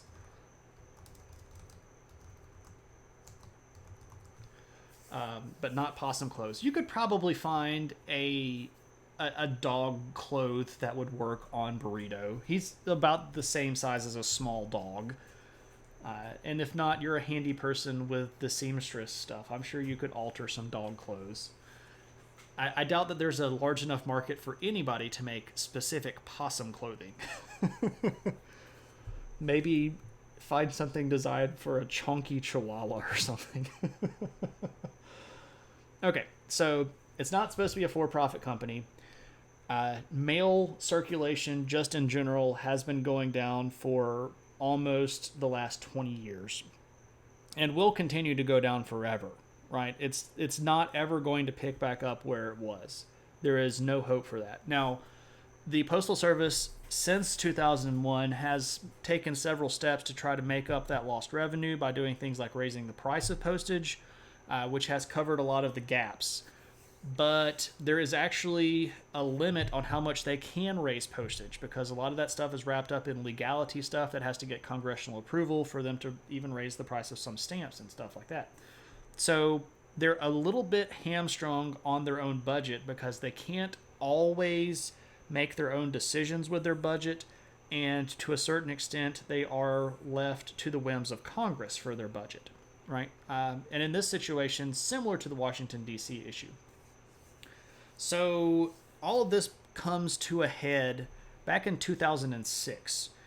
And in 2006, the Republican-controlled Congress decided that they really, and by the way, this was under President Bush the second, Strategery Bush. Strategery Bush. That sounds like a really bad spy novel set in 2002. Strategery Bush. I'm gonna go find those weapons of mass destruction. Anyway, I'm sorry. So where was I? Okay, so 2006, the Republican-controlled Congress and President Bush passed a bill that basically requires the United States Postal Service to fund the retirement of basically every person that will ever work for them. And that seems kind of weird. So basically, if I go to the post office and I start working for the post office today, the post office is then required to put money aside for me right now for my eventual retirement from the post office, and they have to keep it in this particular account that they can't touch, and they have to keep it there for as long as I work there. So even if I don't ever retire from the post office, they have to put all of that money back. Now, there was a lot of wrangling and reasoning behind this, and the thought was, well, the Postal Service is going to collapse, and they have to fund all of the retirement for their people. Otherwise, all of those people will never get their pensions. And that's a concern that is warranted and fair, but it's also not something that is allowing them to access a lot of their funds, because this, hundreds of millions of dollars worth of money is sitting in this account and they can't do anything with it. It has to stay there in the event that somebody retires. And a lot of the criticisms of that bill stated that this was specifically designed to try to wreck the post office by dropping its ability to access its money, and then not allowing the post office money through Congress to sort of make up the difference. So then the Postal Service would collapse and it could be taken over by for-profit businesses.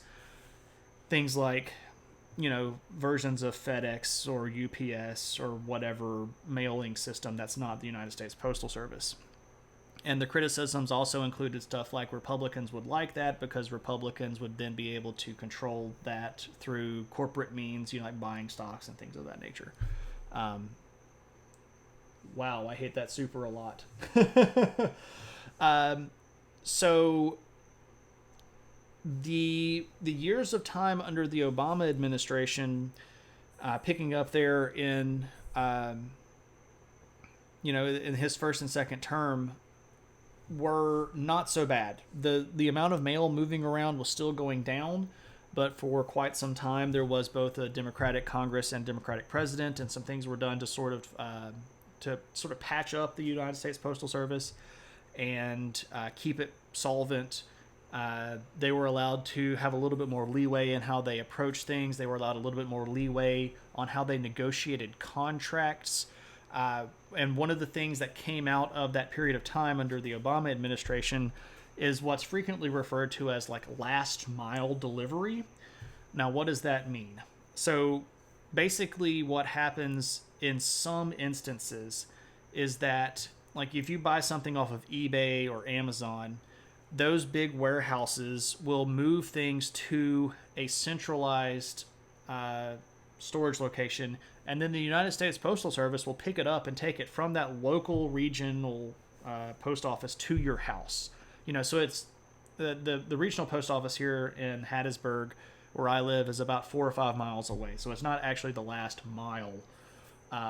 But basically Amazon would get it to the post office, and then the United States Postal Service would pick it up from there and bring it to my house. And this deal has been criticized substantially under the current administration. So if you are familiar with any of the things that President Trump has criticized the Postal Service about, especially with their dealings with Amazon, this is what he's talking about. Right, exactly. The USPS delivers it to the post. yeah, like UPS delivers it to the post office, and then the post office takes it to us. And that happens all the time, all over the place. And this saves FedEx and post office money, and it makes money for the United States Postal Service. But the criticism comes from the fact that the president, the current president, and a lot of the people that are supporting the current president don't like the deal that was cut between Amazon and the Postal Service, and they think that it was a bad deal because the Postal Service gave them a discount, right? You know, and this happens all the time when you're doing stuff in bulk, and Amazon's telling you, I can guarantee you that you will get postage payment on, 200 million packages or something like that. I don't know how much goes out of Amazon, but it's crazy large amounts. You work with them to get a discount. So the post office, by the way, the post office makes money off of that. It is not a money loss. The post office makes money off of that deal that they had with Amazon. It is beneficial for both parties, right? So the people like Amazon and the big shipping people like Zappos Shoes, any of these big shippers that have agreements with the post office are going to get money because it's costing them less to ship their goods out, which means that they can lower their prices or they can keep their prices the same and just keep more profit. But it's also helping the post office because they're getting a portion of everything that moves through their world. And that's helping them buoy up a lot of their costing. And it's a lot, and it helps everybody. Yeah, sure. I'm right there with you. But the criticism that has been sort of thrown against the post office is like, they made this bad deal and it's costing everybody money, and the post office isn't making any money and it's insolvent. Well, again, it was never supposed to make money. It's a non-profit organization. It's not something that's going to turn a profit in the way that a business would turn a profit. Sorry about the impersonation. So the problem with all of that comes to the recent appointment of a guy whose last name is LaJoy. I can't remember I think his first name is either Dave or Dan. Somebody do a Google for LaJoy, the guy that's the new Postmaster General. I think it's Dan or Dave or Daniel or something with a D maybe. I can't remember. Anyway. So is it Dick LaJoy? I don't think it's Dick. I think you're just being a bit rude here. Is it Louis LaJoy? Oh, okay. Well, I was completely wrong then. Sorry about that. Anyway, this guy, LaJoy, was a really, really big Republican donor, and he had donated a lot of money to the Trump campaign, and he's sort of like in the circle. And, it's Louis DeJoy. See, my friggin' brain, it's doing the dyslexic thing again. Friggin' transposition of letters. Anyway, thank you, Louis DeJoy. This guy. So there's been a lot of criticism of this person, of Louis DeJoy. He didn't really have any real, what you might consider post office experience or qualifications. He just so happened to be a guy that gave a lot of money to the Republican Party. So he ends up as the new post office head. It's called Postmaster General is the position. And he immediately started looking at this from a just kind of a pure business perspective. And that means, how are we going to make the post office more profitable, right? Where can we trim edges and where can we cut places, and how can we renegotiate deals in order to get more profit? And that's what has recently been causing a lot of the backlash, because DeJoy's policies have started trying to narrow some of the web of the post office. He's trying to close down a lot of the smaller hubs. So what's going on with the pickup of the mailboxes?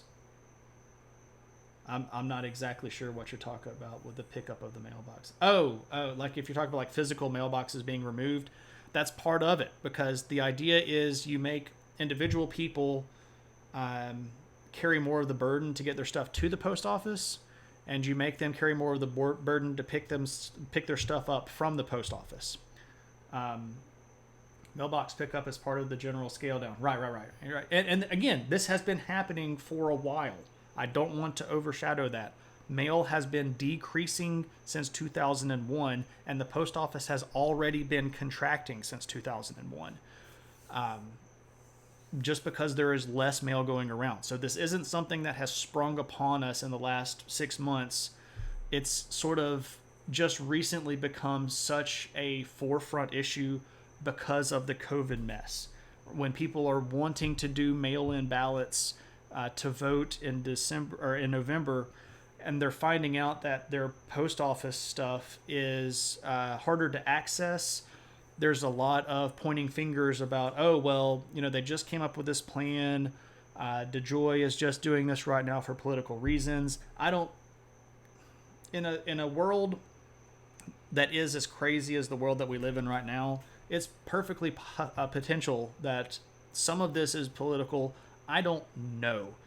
My gut tells me that it is probably, and I might need to put on the opinion hat here. I'm probably going to do that just because I feel like I'm getting too far out into the weeds and I'm moving away from enough fact. DeJoy has stock holdings.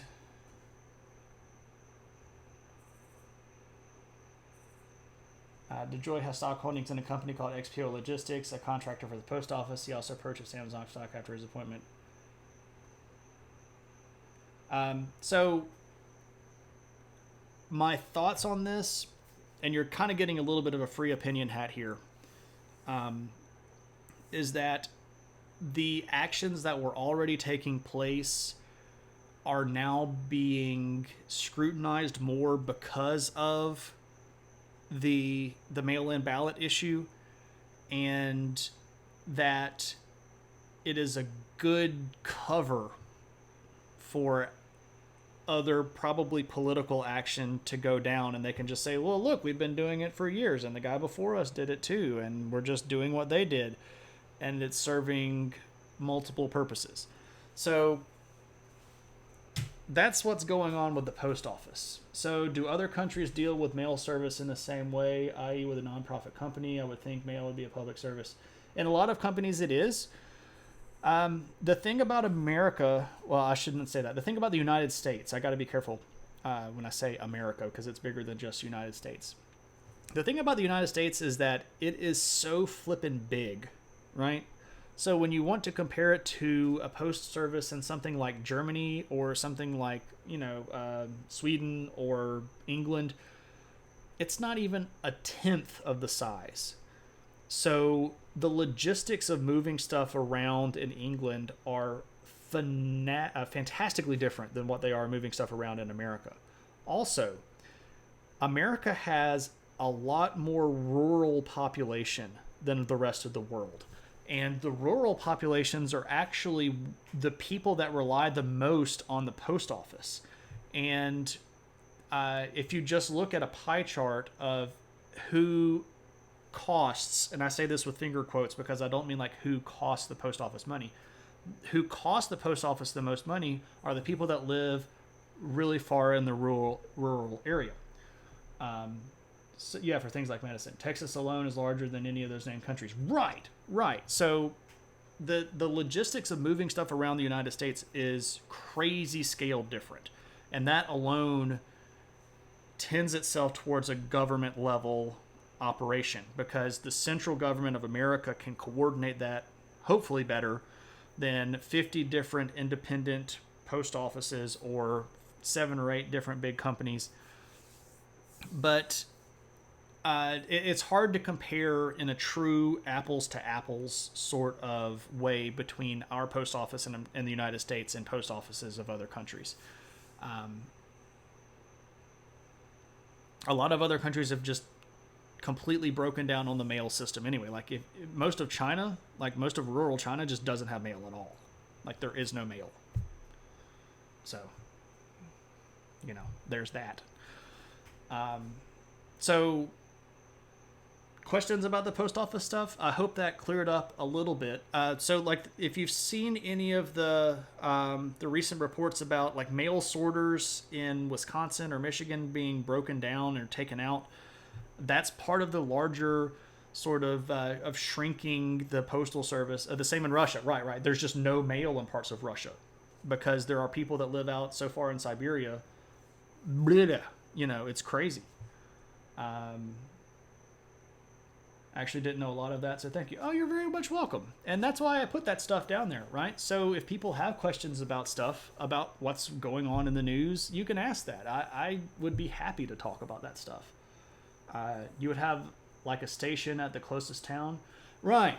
And that's sort of what DeJoy is trying to do in a way, is find the fringes of the rural part of the network and consolidate those into a more sort of local region. So somebody that lives down the road might not get local mail. They might have to get a post office box in my city and then drive to my city to get their stuff picked up. But then again, you end up with the question of what about people that get medicine in the mail? Is that going to work towards disenfranchising certain people that don't have the access to mail? All of these questions are going to end up in the courts. And I suspect that it's going to end up with the Supreme Court making a decision one way or the other. The good thing that I can tell you to allay most of the fears, if you still have any right now, is that as of either yesterday or the day before, DeJoy stated that all contracting, like all squishing down or all closings, were going to be halted until after the election, right? So nothing is going to, like, the post office is not going to shrink anymore or close anymore until after the election is finished. So hopefully that will give some people like a little bit more. Green Bay already had 2 sorters dismantled and removed. Yeah. There has been contraction. There has been stuff getting taken down and moved around. So it's definitely something. I hope that I've kept that as middle of the road as possible. If anybody wants to fact check me on that, please feel free to do so. As always, you're welcome to tell me that I'm full of crap and not listen to anything that I say. Always feel free to do that, right? So anybody have anything else? Want to hear a story? Want to hear an opinion? Want to know what else is going on in the news? Want to see the puppy? I like that. That was good. The KGB. Oh, ho, ho, ho, ho. Look at there. Dropping the 10K. Holy moly. Kilted Preacher. Viewer request episode redeemed. 10K points for the KGB. That's a good one. That's a good one. You show those voters who's boss.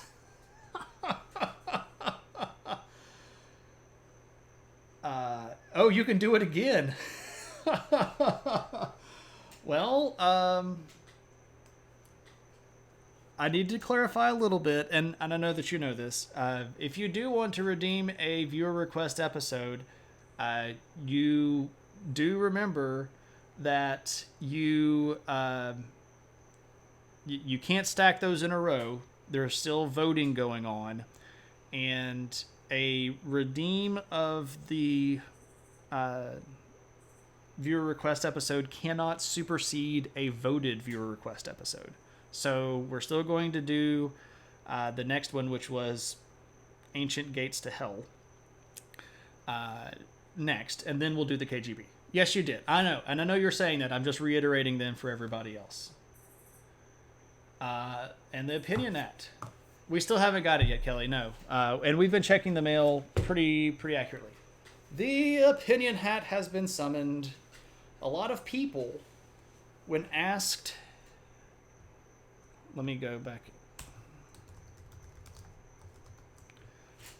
When asked if they can change history, choose killing off Hitler? Given the rise of fascism in other countries, do I think Germany would still have become fascist even without Hitler? Oh, that's a good one. Okay. So the short answer is no.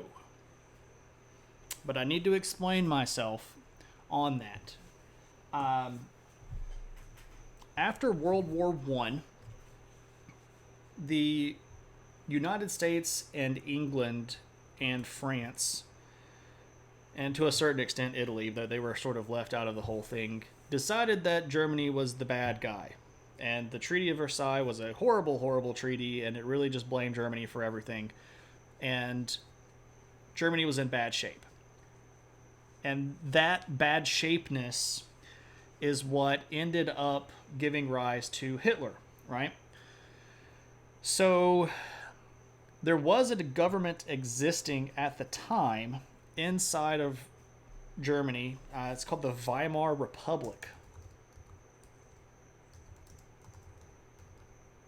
And it was a democratically elected group with kind of a prime minister, looked a lot like England's government. But they were super ineffectual. Part of the problem was that they didn't have any money. And they didn't have any money because the Treaty of Versailles was taking all of Germany's money. So, theoretically speaking, if Hitler never showed up to sort of whip all of these people into their fervor, would they have still gone fascist? I don't think so. I think a better answer would that they would have probably gone communist. And now let me explain my reasoning on that. The Weimar Republic was already falling apart. And there were communist riots inside Germany a lot. Especially right after World War I, but then over time for a substantial period of time until the Nazi Party started taking over. And remember, Hitler was in control of Germany for way before World War II started. Way before. Right? And the Nazi Party was a substantial voting bloc all the way back in the 20s. Right? So if Hitler wasn't there to sort of unify the Nazis, the communists were probably already on the rise anyway. There was organized communist unions in Germany. There were already organized communist parties there. And let's not forget that Russia was already super communist too. And they liked the idea of a communist Germany. So I think that there is a decent argument to be made that if Hitler had not done what he had done and sort of brought fascism to the vogue of the Germans, that the German Communist Party would have made its way into either a significant voting part of the Reichstag or have just taken over to begin with. Because they were already trying to do that. One of the people groups that Hitler recruited from so much were these people called the Freikorps. You mean the dictatorship to pretending to be communism Russia? That is accurate. They were a communist dictatorship. Lenin and Stalin were both horrible, horrible people that did horrible, horrible things. I am not trying to excuse them at all. And no, true communism hasn't ever been tried because human beings have too much going on. But one of the things that the Germans couldn't have under the Treaty of Versailles was a really big military. And what the Germans had tried to do is basically make these little political organizations called the Freikorps that would go around and kind of thug up, beat up people, and keep the peace. And a lot of those people got recruited into the Sturmabteilung, which was frequently referred to as the SA, which were Hitler's first goon squad, right? So if Hitler hadn't even brought all the goons together to keep the communists out, the communists would have had a lot better traction going on. So I think that there might have been a communist Germany. I don't think that's too far out of the question. I know that KP has done a lot of research, especially on the military aspect of this between World War I and World War II. KP, do you agree that there could have been a communist Germany. Germany as communist makes sense. Nazism was short for National Socialism. Yeah, National Socialism. Right. So they were already like there. The twist that Hitler brought was that charismatic nationalist pride that pushed it over into. I mean, it is a way different version of socialism. True.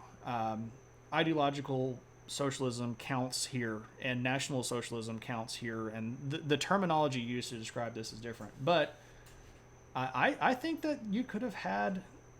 I'm going to now have to take this theory to a lot of my other history nerd friends and see if that holds water with some of them. That's going to be interesting. Another case of calling an effective dictatorship something that sounds nicer. Oh yeah, communism is not so good. Fascism is not so good. None of these are preferable types of governments. And I don't think that fascism is truly understood as much as it should be in the United States today. A lot of people throw around that word and they don't really understand what it means. Like, you keep using that word, but I do not think you understand what it means. I think that the people that use fascism don't know who Mussolini was and don't know enough about the rise of Hitler. They just know about Hitler in World War II. Inconceivable. Right? Something Sicilian. That was a great opinion hat, my dear. A great one. A great one. I've had a good time with this tonight. Anybody else want to drop some stuff? And by the way, we will do the KGB. I will need to decide whether or not I'm going to stack that up and do viewer request, KGB viewer request, or if I want to space it out some. But we will be doing the KGB. It's going to happen. Inconceivable. Giveaway? Oh, yes, we need to do a giveaway. Good call. Thank you. I have completely forgotten about that. I was getting into the fun hangout with you all. So let's do a giveaway. Nope. Yep. Okay, gotta go to Streamlabs.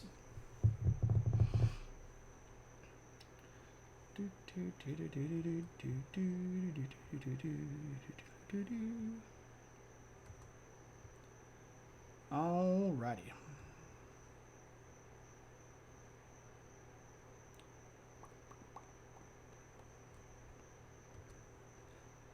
How are you all? I don't think I asked that at the beginning of the episode. Tell me how you are while I'm working on setting this stuff up here.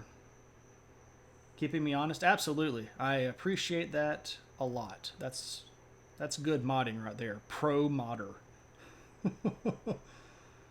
Cheesecake cobbler pie. Oh man. Okay, I'll think about that while I'm working on this. Cheesecake cobbler pie. Man, the pie is hard because pie can be a lot. I'm glad you all are doing well. New anxiety. Coronavirus exposed teachers could stay in classrooms under new federal guidance. Oh, that sucks. Pie might be first place, Stephanie, but what if it's like a pie that I don't like versus a cobbler that I love? And see, that's troublesome for me. But the variety of pie is larger than the variety. Cobbler is a lazy pie. Cobbler is a lazy pie. Assume the best form of each. Okay, that narrows it down for me. So that would be apple cobbler with vanilla bean ice cream, sweet potato pie, and cherry cheesecake with actual cherries in it, not just the goofy dribbly stuff. Sweet potato pie is my all-time favorite of all desserts. Like, if I got to eat anything, that would be it. Not cherry cobbler, apple cobbler, but cherry cheesecake. The taste comparisons here are important. Cobbler is life. Pumpkin. No. Pumpkin nothing. Blech. Nobody wants pumpkin anything. You take your pumpkin out of here. I'm supposed to be setting up a giveaway. Where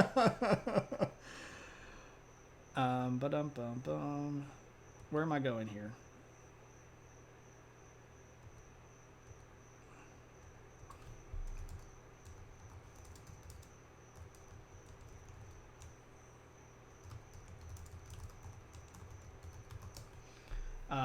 Cheesecake pie cobbler. No, I'm gonna have to go pie,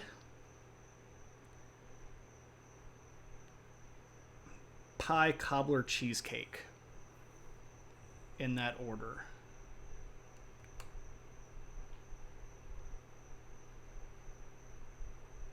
Yeah, I think pie, cobbler, cheesecake is the right way to go there.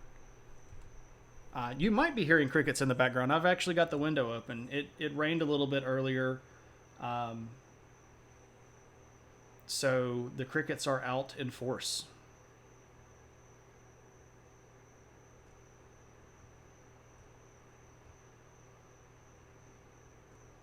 Man, this is now the third time I've done a giveaway, and every time I have to remember where it is. No, it's not under you. It's under Cloudbot. Okay.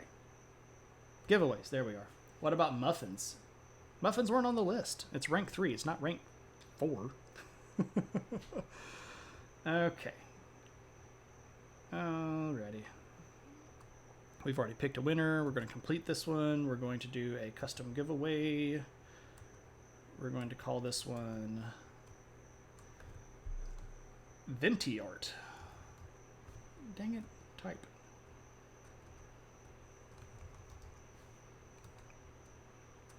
Why are you not working? Edit. Thank you.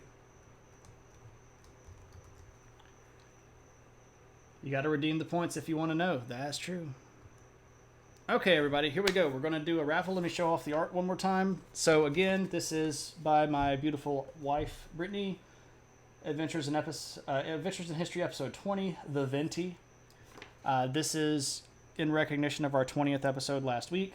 It has the good old-fashioned nondescript particular chain coffee cup with a little Adventures in History logo with the adventure hat.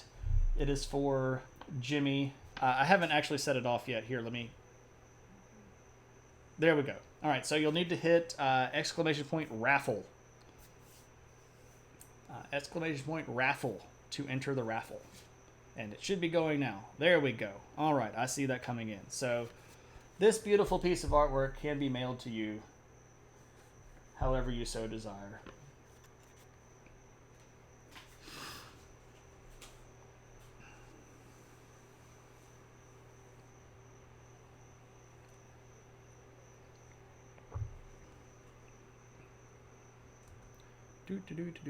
Let me go over to Twitch and see if there are people to whom we might raid.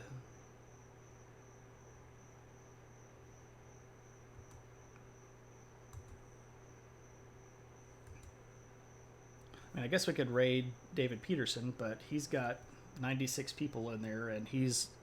Well, I figured he would have probably ended already, but... It has been a long minute since I've been able to raid David. But he's only scheduled to go until 9 for online con, so he's probably wrapping up right now. Are you posting any of these on Instagram?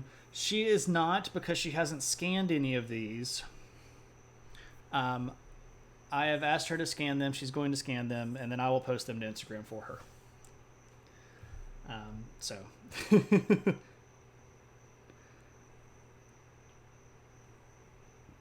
All right, let's see who we want to raid. We have... I can never scan your stuff. Just take a picture of it with your phone. Well, Brittany's got a big, nice flatbed scanner that we can use to get that scans going.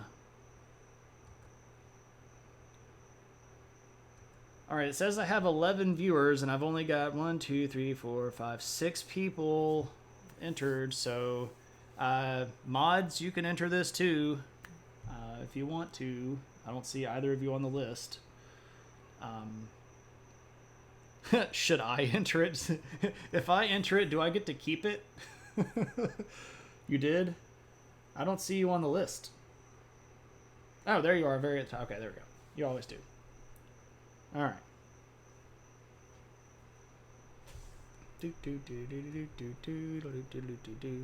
So on the way of raiding,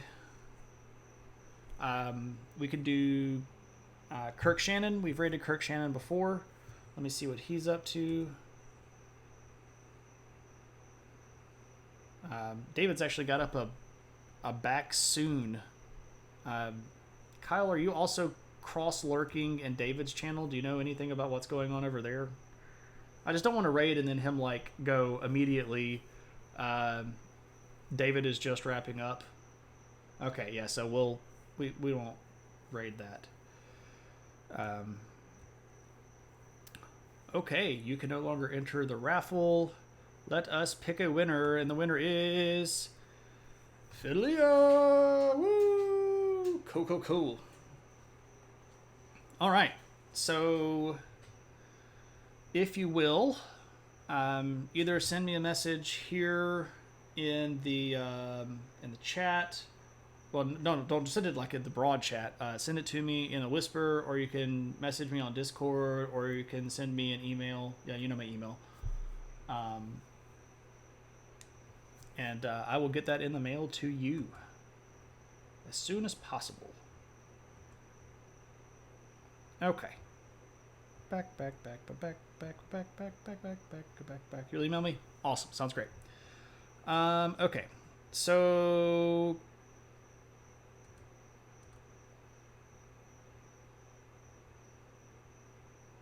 one of my artistic, he's the artist on lock. We have tentatively scheduled that he's going to do a little bit of an inking demo. Yeah, so David's just chit-chatting. Kirk is doing some pencil sketches. Lee is playing Soul Calibur. I don't know if anybody wants to go watch Soul Calibur, but we can do that if you want. What is Cave doing?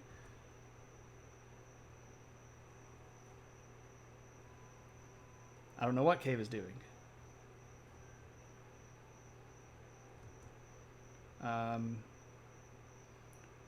So what do you all think? Anybody have any suggestions? How about that?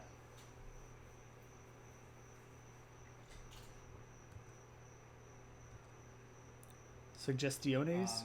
And we would create characters and essentially build what we now think of as... No. Okay, let's go raid Kirk then. He's doing art. Oh, 8 p.m.'s on. Let me see what 8 p.m.'s doing. I haven't actually been... I thought I was following 8 p.m. Let's see what 8 p.m. is doing. Some freaky three-eyed deer thingy.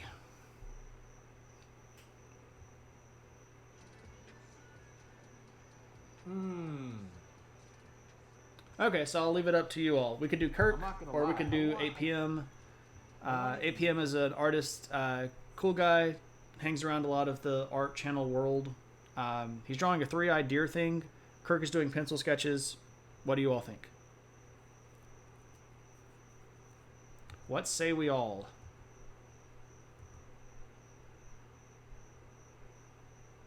Round out... Okay, I think I'm just going to decide. You had me at three-eyed deer? Okay, let's go raid 8 p.m. then. 8 p.m. All right, so here's what we're going to do. Your friend is just finishing up the Super Mario NES Lego set. I didn't know that there was one of those. Oh, now I'm going to have to go look that up. I'm going to drop you off at 8 p.m.'s channel. I've been in before. I haven't been around too terribly much. I'm familiar with him mostly from being in other people's channels, but my experience there was positive. So we'll yell adventure. We will do our thing, throw some adventure hats at people. Any last minute requests, any more adventure points? Anybody want to make me do anything silly.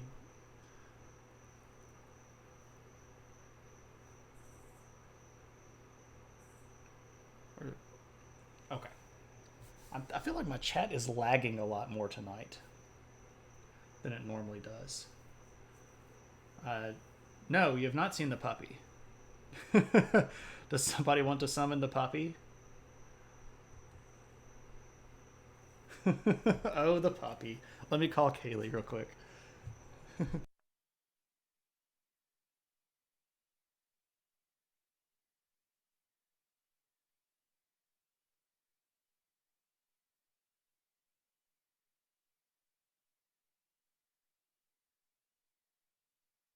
So she has a troll with her tonight. Come on. Come here. Come and see me. What are you doing over there? They can't see you over there. They can't see you under the table either. Come here. Come on. Come here. Hey, come here. Come here. Come on. Oh, there's the puppy. So this originally, well, now she's gone. Kayla, come here. Come. Give me the toy. What are you doing, you silly head? Come here. Come here. Come here. You want me to pick you up like a big baby? Is that what you want? Oh, yes. Okay. There we go. Like a big puppy baby. Oh, yes, there's the puppy. She did grumble at me. She doesn't like being picked up. You want to come up here and see me now? No. Now she wants to play because she thinks that I have just challenged her to battle.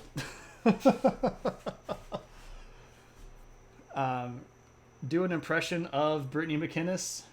Oh man, I'm gonna get in trouble. Do an impression of Brittany McInnes.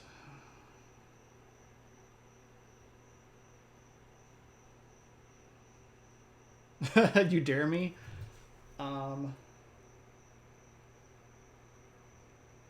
Man.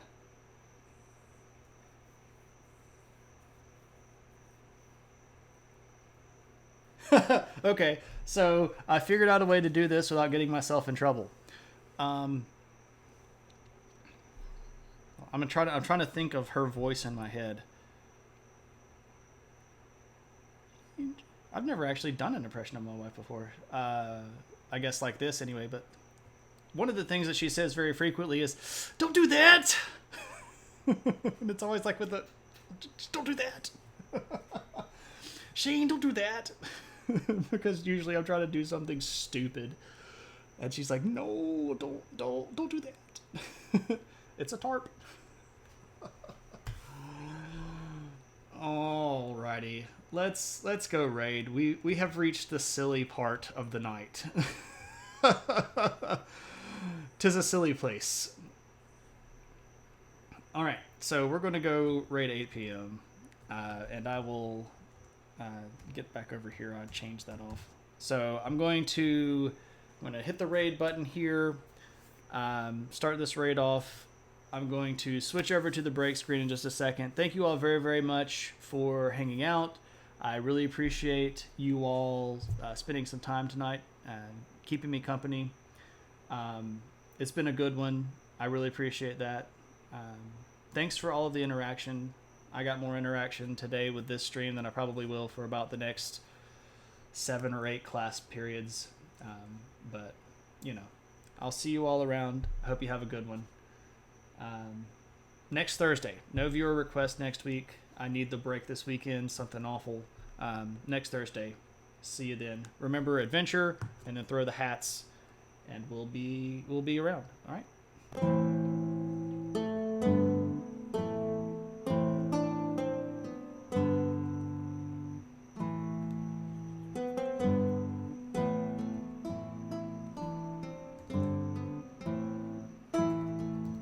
Intense, but I